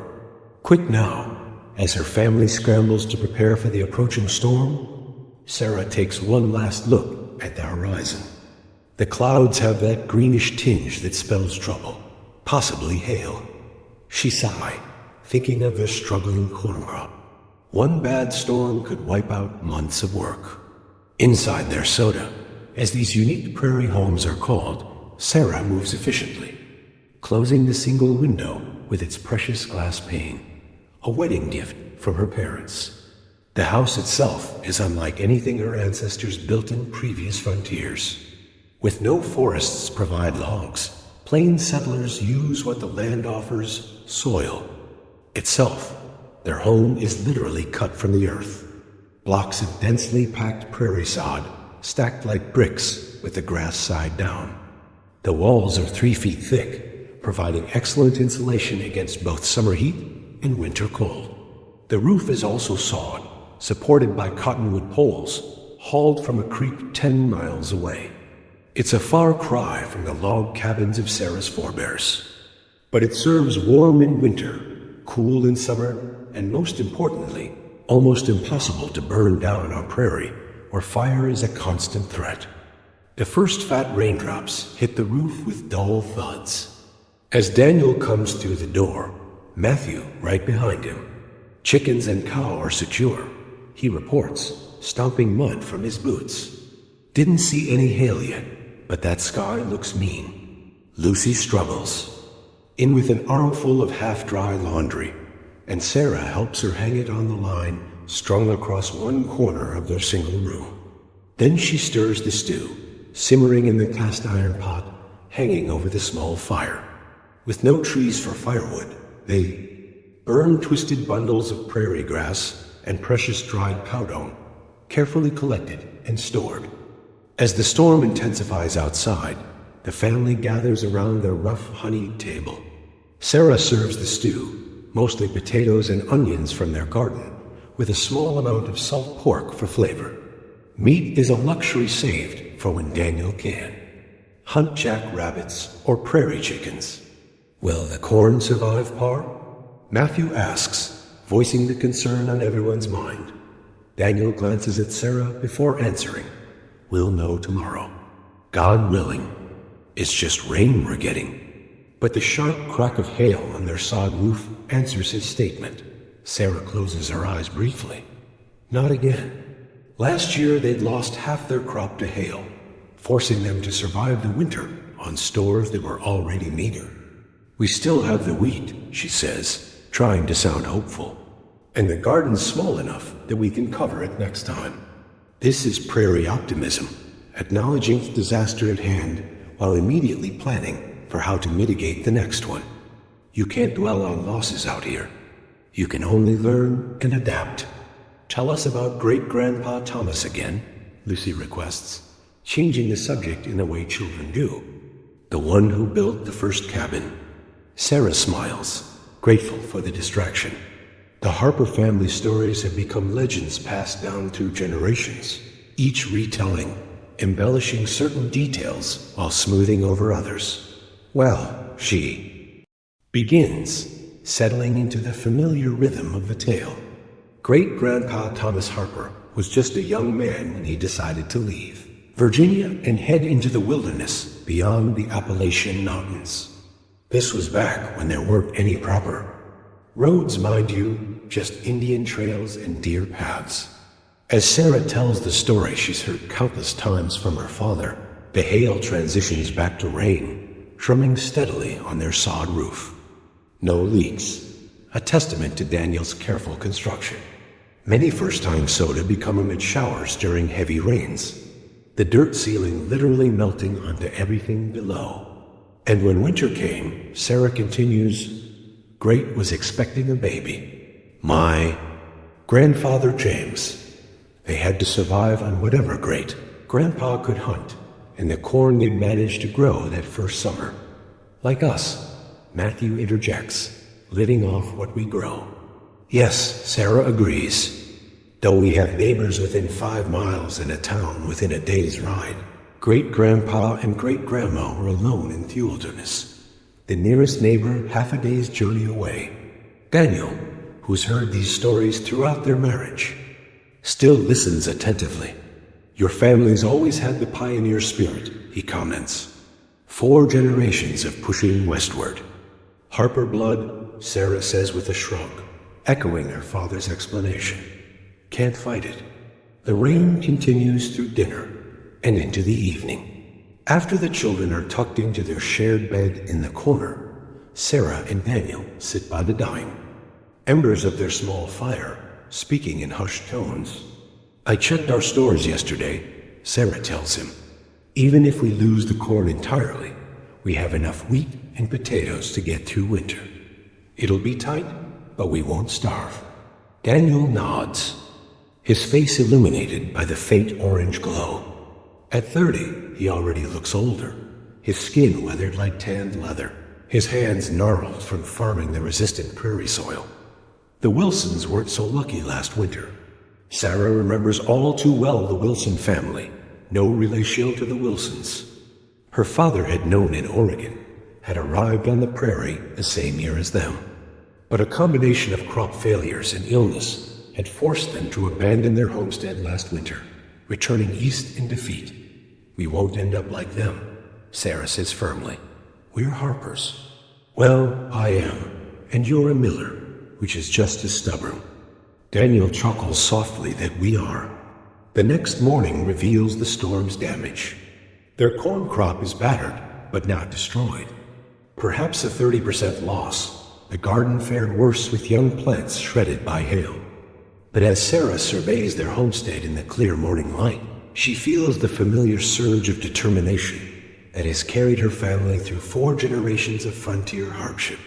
We'll replant the garden, she tells Daniel over breakfast. Still time for another crop before fall. He nods, already calculating how to divide their precious saved seeds between immediate replanting and reserves for next year. Every decision on the prairie is a gamble, a wager against future disaster. After breakfast, Sarah walks to the slide, rise behind their sodi, where she can see for miles across the gently rolling prairie. The nearest neighbor's home is just visible on the horizon. The Reynolds family with whom they share work during harvest and butchering. Beyond that, the vast emptiness of Kansas stretches to a horizon so flat and distant it seems like the edge of the world. The prairie has a beauty that took Sarah time to appreciate. After growing up in Oregon's verdant valleys, the stark openness of the plains had initially felt exposing, almost threatening. There were no trees to break the relentless wind, no hills to provide perspective or shelter. But over time, she's come to love the subtler beauty of this place. The way the tall grass ripples like water when the wind blows. The wild flowers that appear in explosive color after spring rains. The endless sky that makes her feel simultaneously tiny and free. A movement catches her eye. A figure on horseback approaching from the direction of town. Sarah shields her eyes, trying to identify the rider. Daniel, she calls, turning back toward the Saudi. Someone's coming. Her husband emerges, also shading his eyes against the morning. Son, mail carrier looks like. This is a rare event.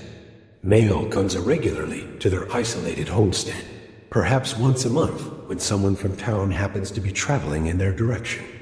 Sarah feels a flutter of anticipation, perhaps news from her parents or brothers back in Oregon.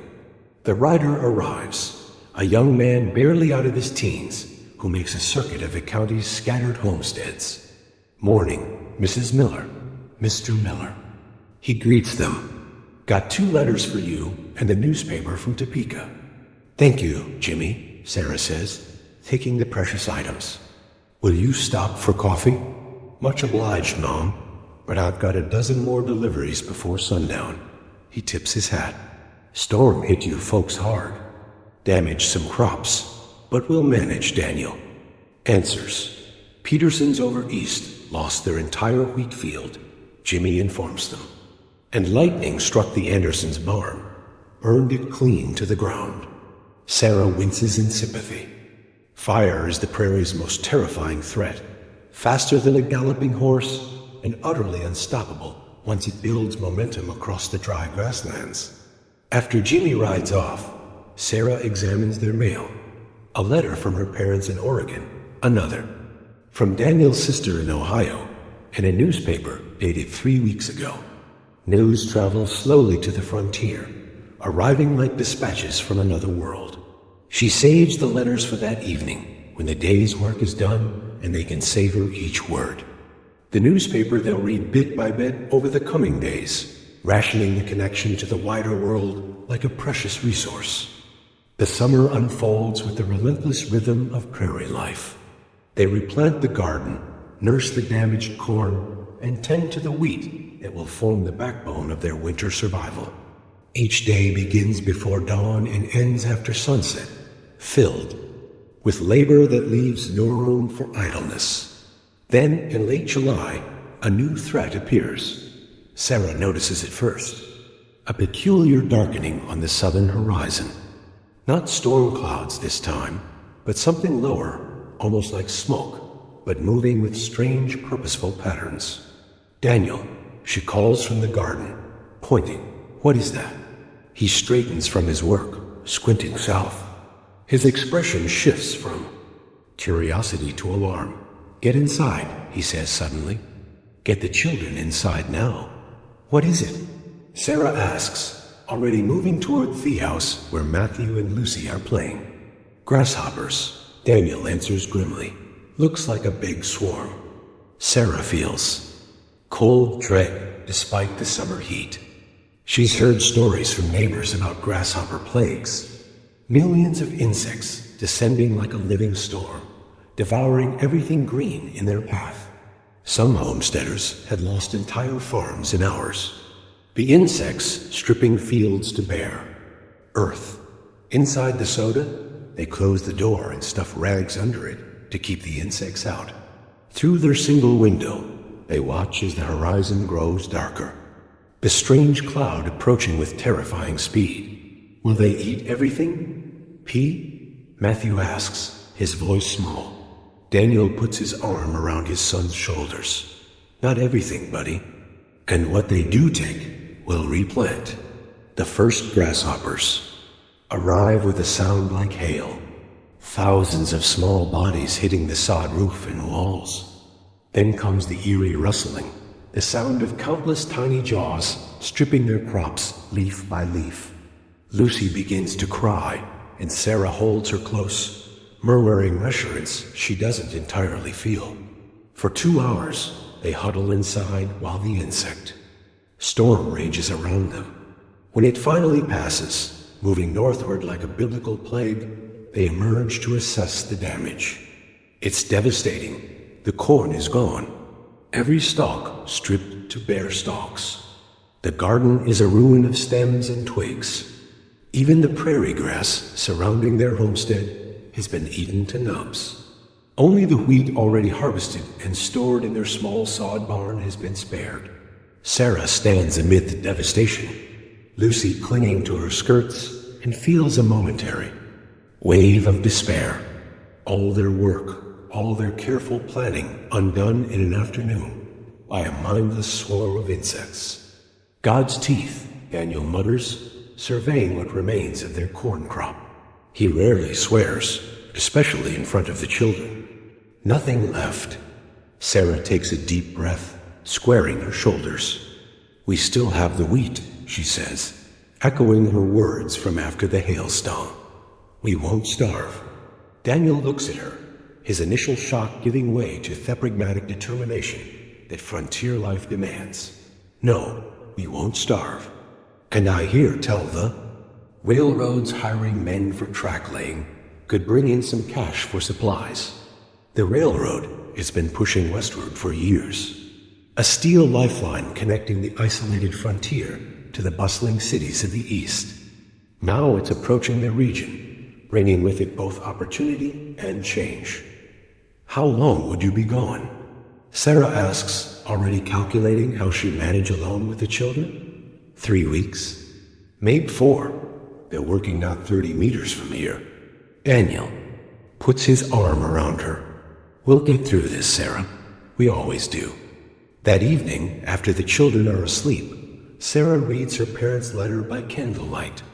William and Rebecca Harper are in their 60s now, but still working their Oregon farm. Her brothers Thomas and James have farms nearby, while her sister, Emma, has married a shopkeeper in Portland. Dearest Sarah, her mother writes, your father says the railroad will reach your part of Kansas soon. He remembers when the first tracks came to Oregon and how it changed everything. Suddenly, the journey that took him months on the Oregon Trail could be made in days. The world shrinks with each rail that's laid. We worry about you with the drought they say is affecting the plains. Your father wanted to enclose money, but I reminded him of your harbor pride. Instead, know that there is always a place for you here in the Willow Valley, should Kansas prove too harsh. Sarah smiles at her mother's understanding. Yes, harbor pride would make accepting money difficult, but she has no intention of retreating to Oregon, regardless of grasshoppers, or drought, or winter storms. This homestead is hers, and Daniel's their claim on the future, just as her ancestors had staked their claims on previous frontiers. Daniel leaves for the railroad work 3 days later. Sarah watches him ride away, Matthew and Lucy waving beside her, and then turns back to the tasks at hand. A frontier woman alone must be farmer, hunter, protector, and parent all at once. The days settle into a new rhythm.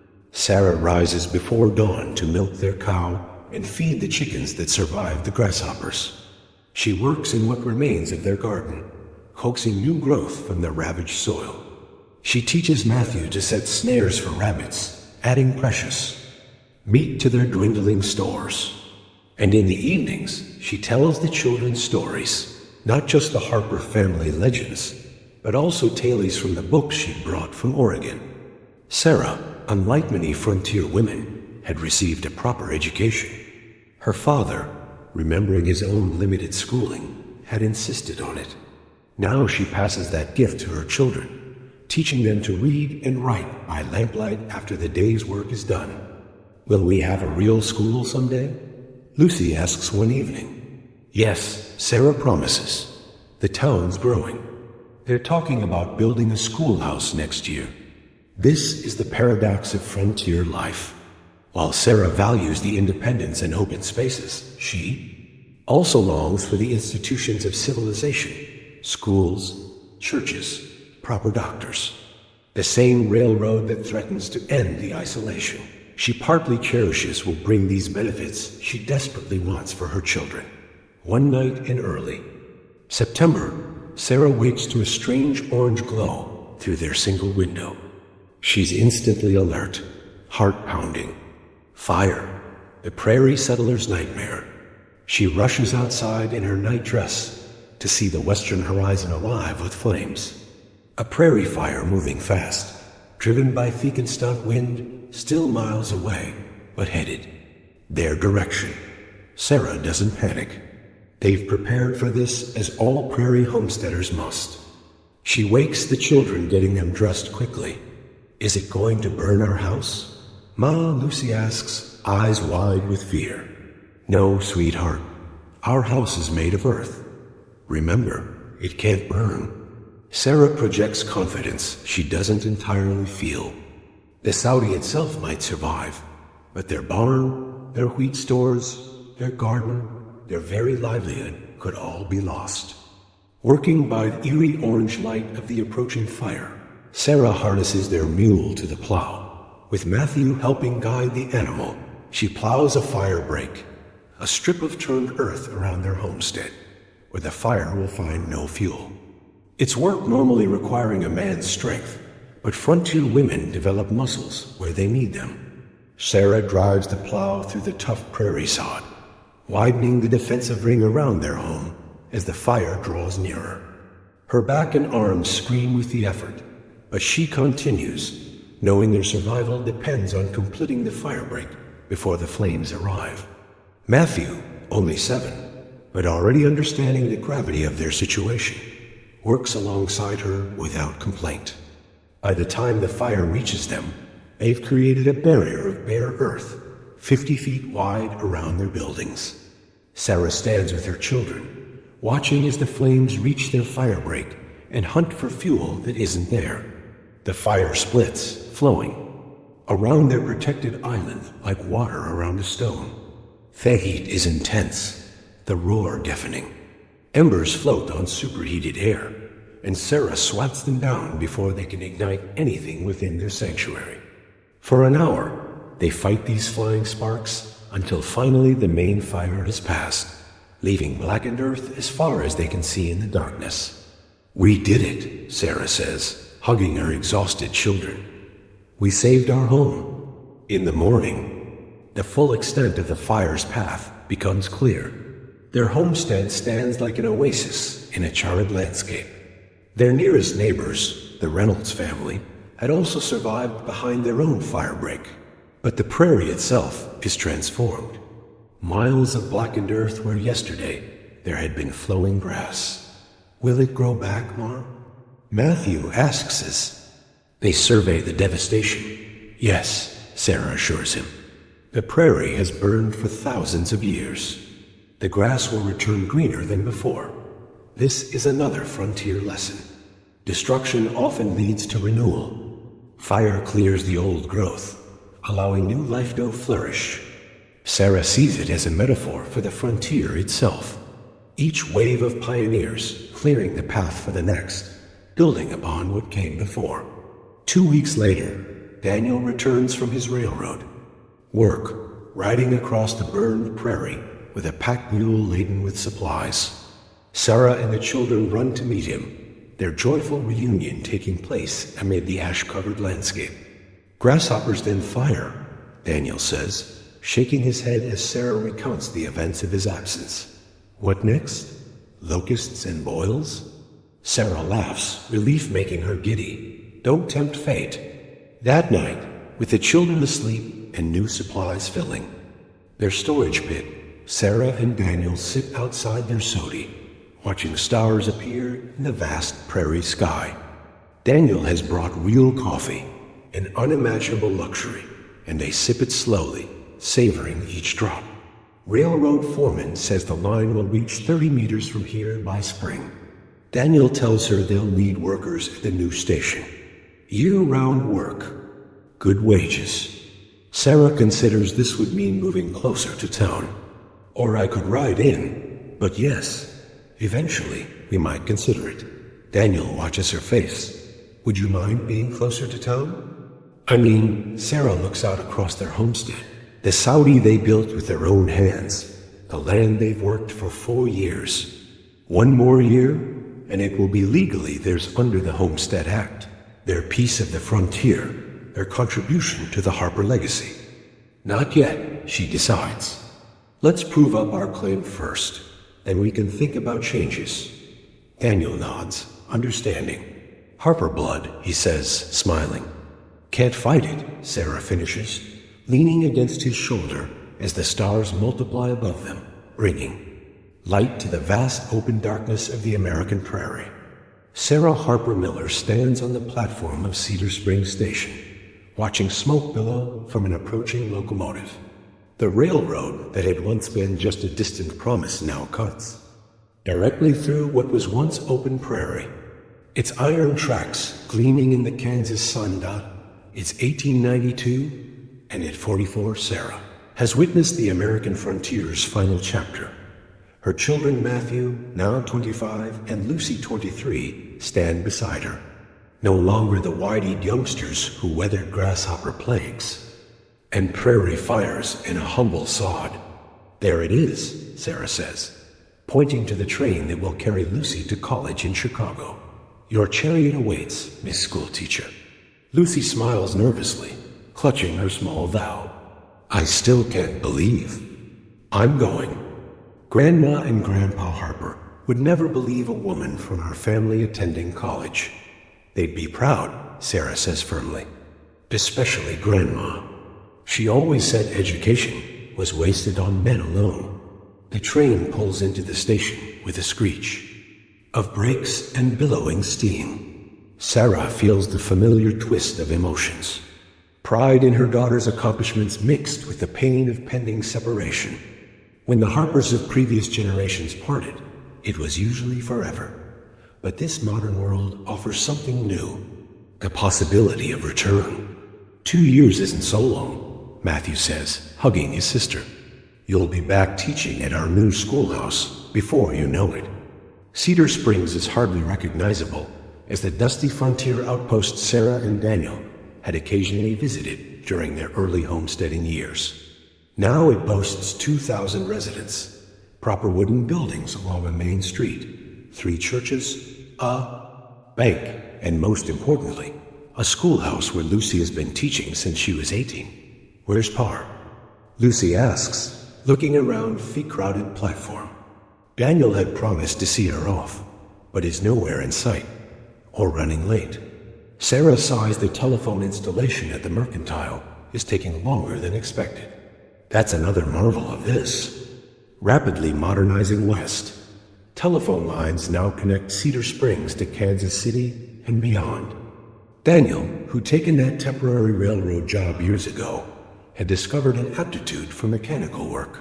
Now he installs and maintains the newfangled communications equipments creating across the former frontier. There he is. Matthew points.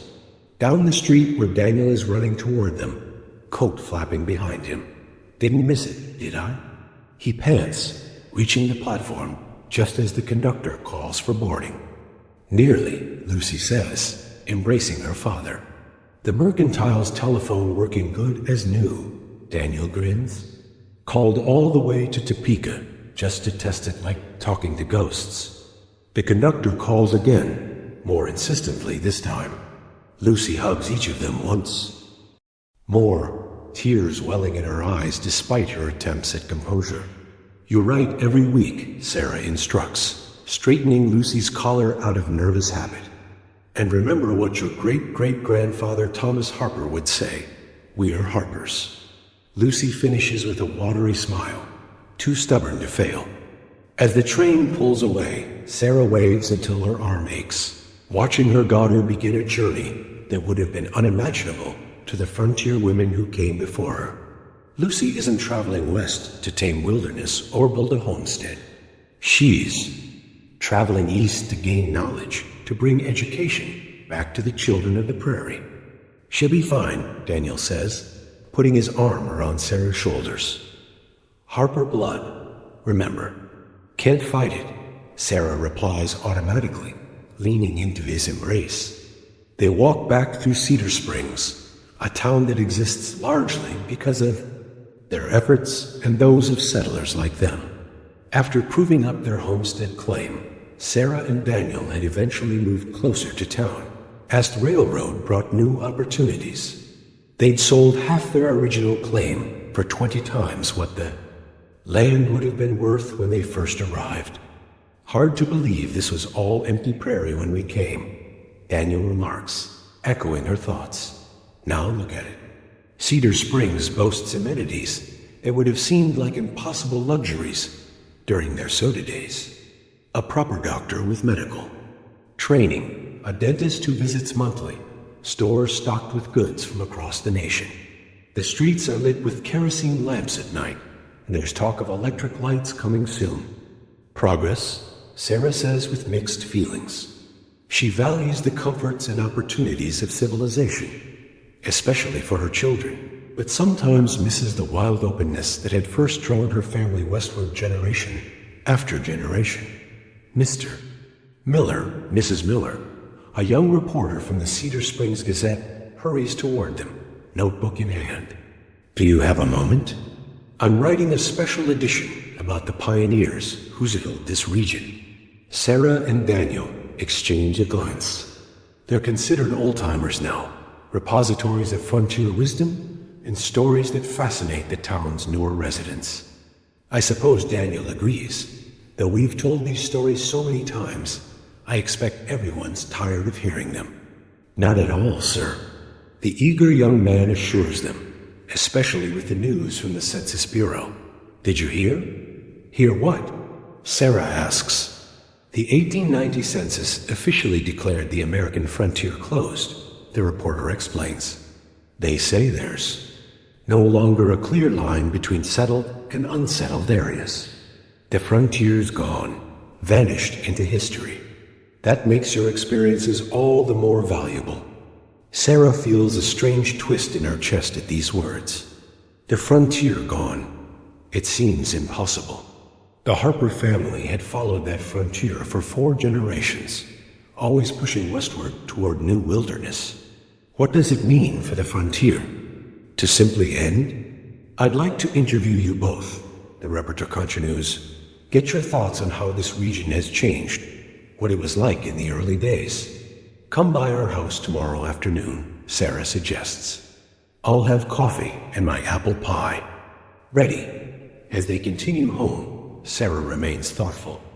Their house, a proper wood frame structure with glass windows, multiple rooms, and even indoor plumbing, sits on the outskirts of town.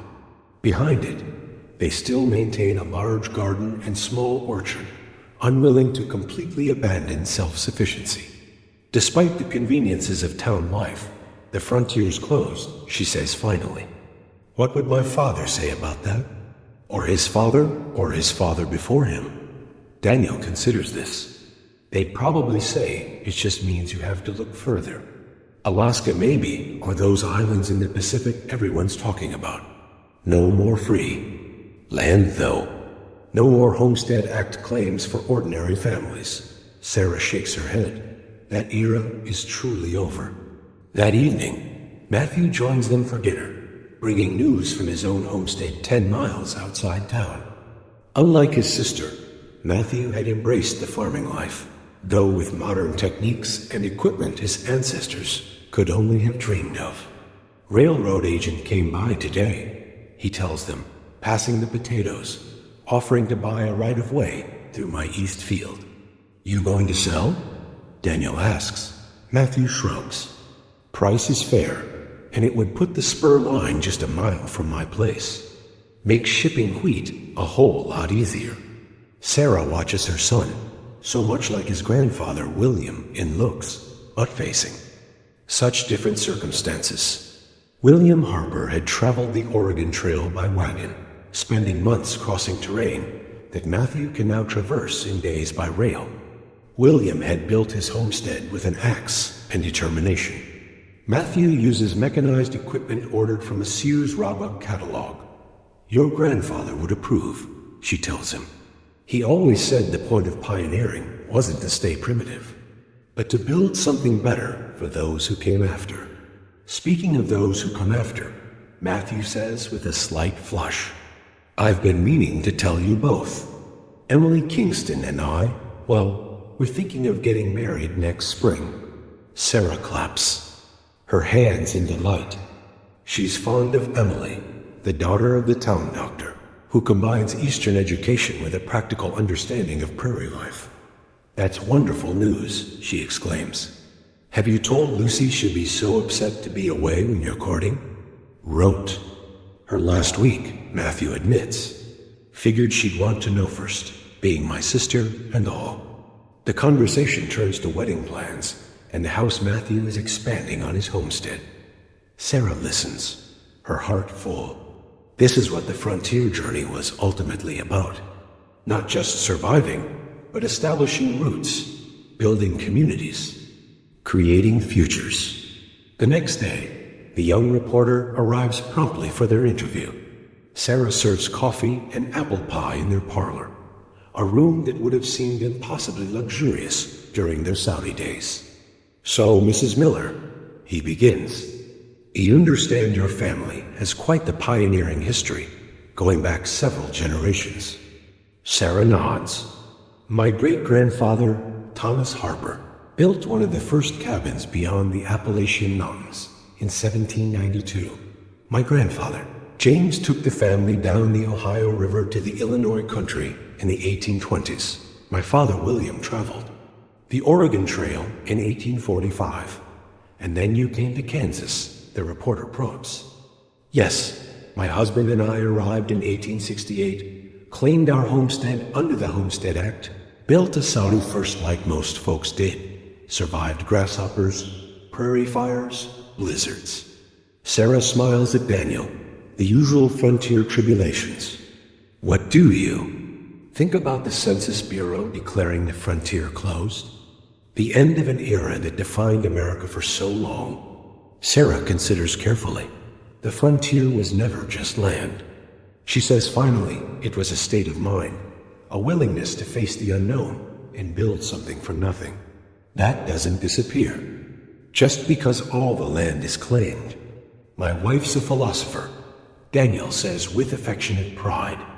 Would you say frontier life made Americans different from Europeans? The reporter asks. Absolutely, Sarah answers without hesitation. When you've built your own home, grown your own food, defended your own land, it changes how you see the world.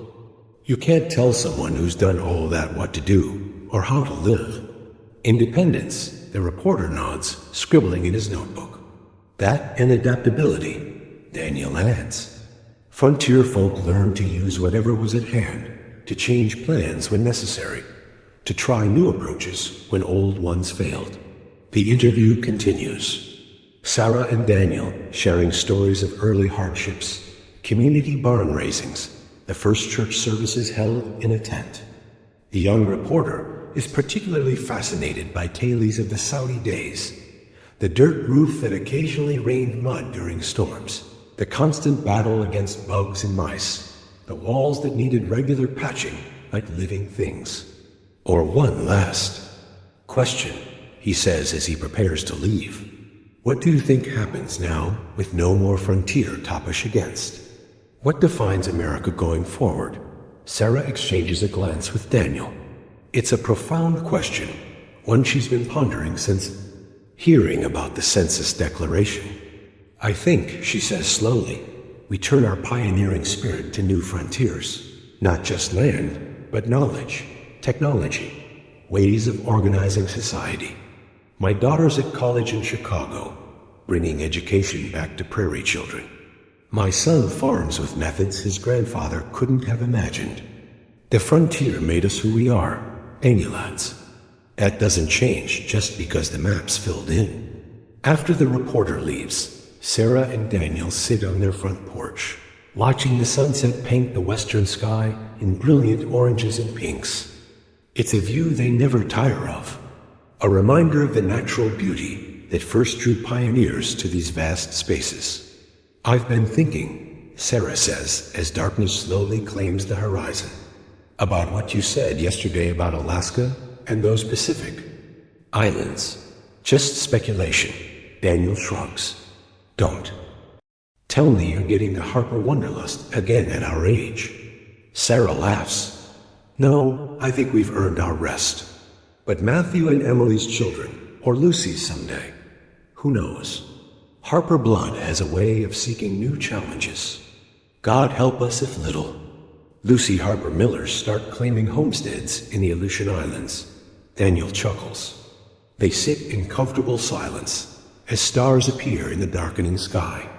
The same stars that had guided her ancestors across mountains and prairies. The Constance, in a world of relentless change. Later that night, as Sarah prepares for bed, she finds herself drawn to the old wooden chest containing her family's keepsakes. She opens it carefully, sifting through layers of history. Her father William's gold pouch from California, nearly empty, but symbolically precious. Her grandfather James River maps from his flatboat journey. And oldest of all, a simple wooden spoon carved by Thomas Harper, her great-grandfather, during that first winter beyond the Appalachian. Sarah runs her fingers over the spoon's smooth handle, worn by generations of Harper hands.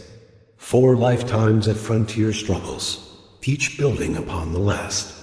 Thomas's isolated cabin became James's farm in a growing territory, which led to William's journey on the Oregon Trail, culminating in Sarah's own Kansas homestead. And now the official end of the American frontier, the closing of a chapter, not just in her family's history, but in the nation's story. But not really an ending, she murmurs to herself, replacing the treasures in the chest. Just a transformation. That night, Sarah dreams of her ancestors, not as the icons of family legend, but as young men and women like herself, facing unknown wilderness with nothing but courage and determination. In her dream, they stand together on a high ridge, looking out over America's vast landscape as it changes through the decades. Forests giving way to farms, prairies to towns, isolated homesteads still, communities connected by rails and wires. She wakes with the first light of dawn, feeling oddly at peace. The frontier that shaped her family for 4 generations has officially closed, but its legacy lives on in the independence of her children in the communities built by pioneers in the national character forged through confrontation with wilderness. Outside her window, a train whistle sounds in the distance. The modern world, announcing its presence. Sarah lies in her comfortable bed, so different from the pine bow pallets and straw mattresses of her ancestors, and offers a silent thank you to those who came before, for their courage, their sacrifice, their stubborn refusal to accept limitations. Too stubborn to fail, she whispers into the morning light. That's the real frontier spirit. And in that moment, Sarah Harper Miller understands that while the geographical frontier may have closed, the frontier of human possibility remains as open as the vast prairie sky as she drifts back toward sleep, warm and secure in the world her family helped build. Sarah carries with her the certainty that the Harper legacy will continue not through restless wandering across unmapped wilderness, but through the same courage and determination applied to new challenges. The American frontier transformed her family across 4 generations. Now her family and countless others like them will transform America in return. The circle completes. The story continues. And somewhere on the edge of sleep and waking, Sarah thinks she hears her ancestors' voices. Thomas, James, William saying simply, "Well,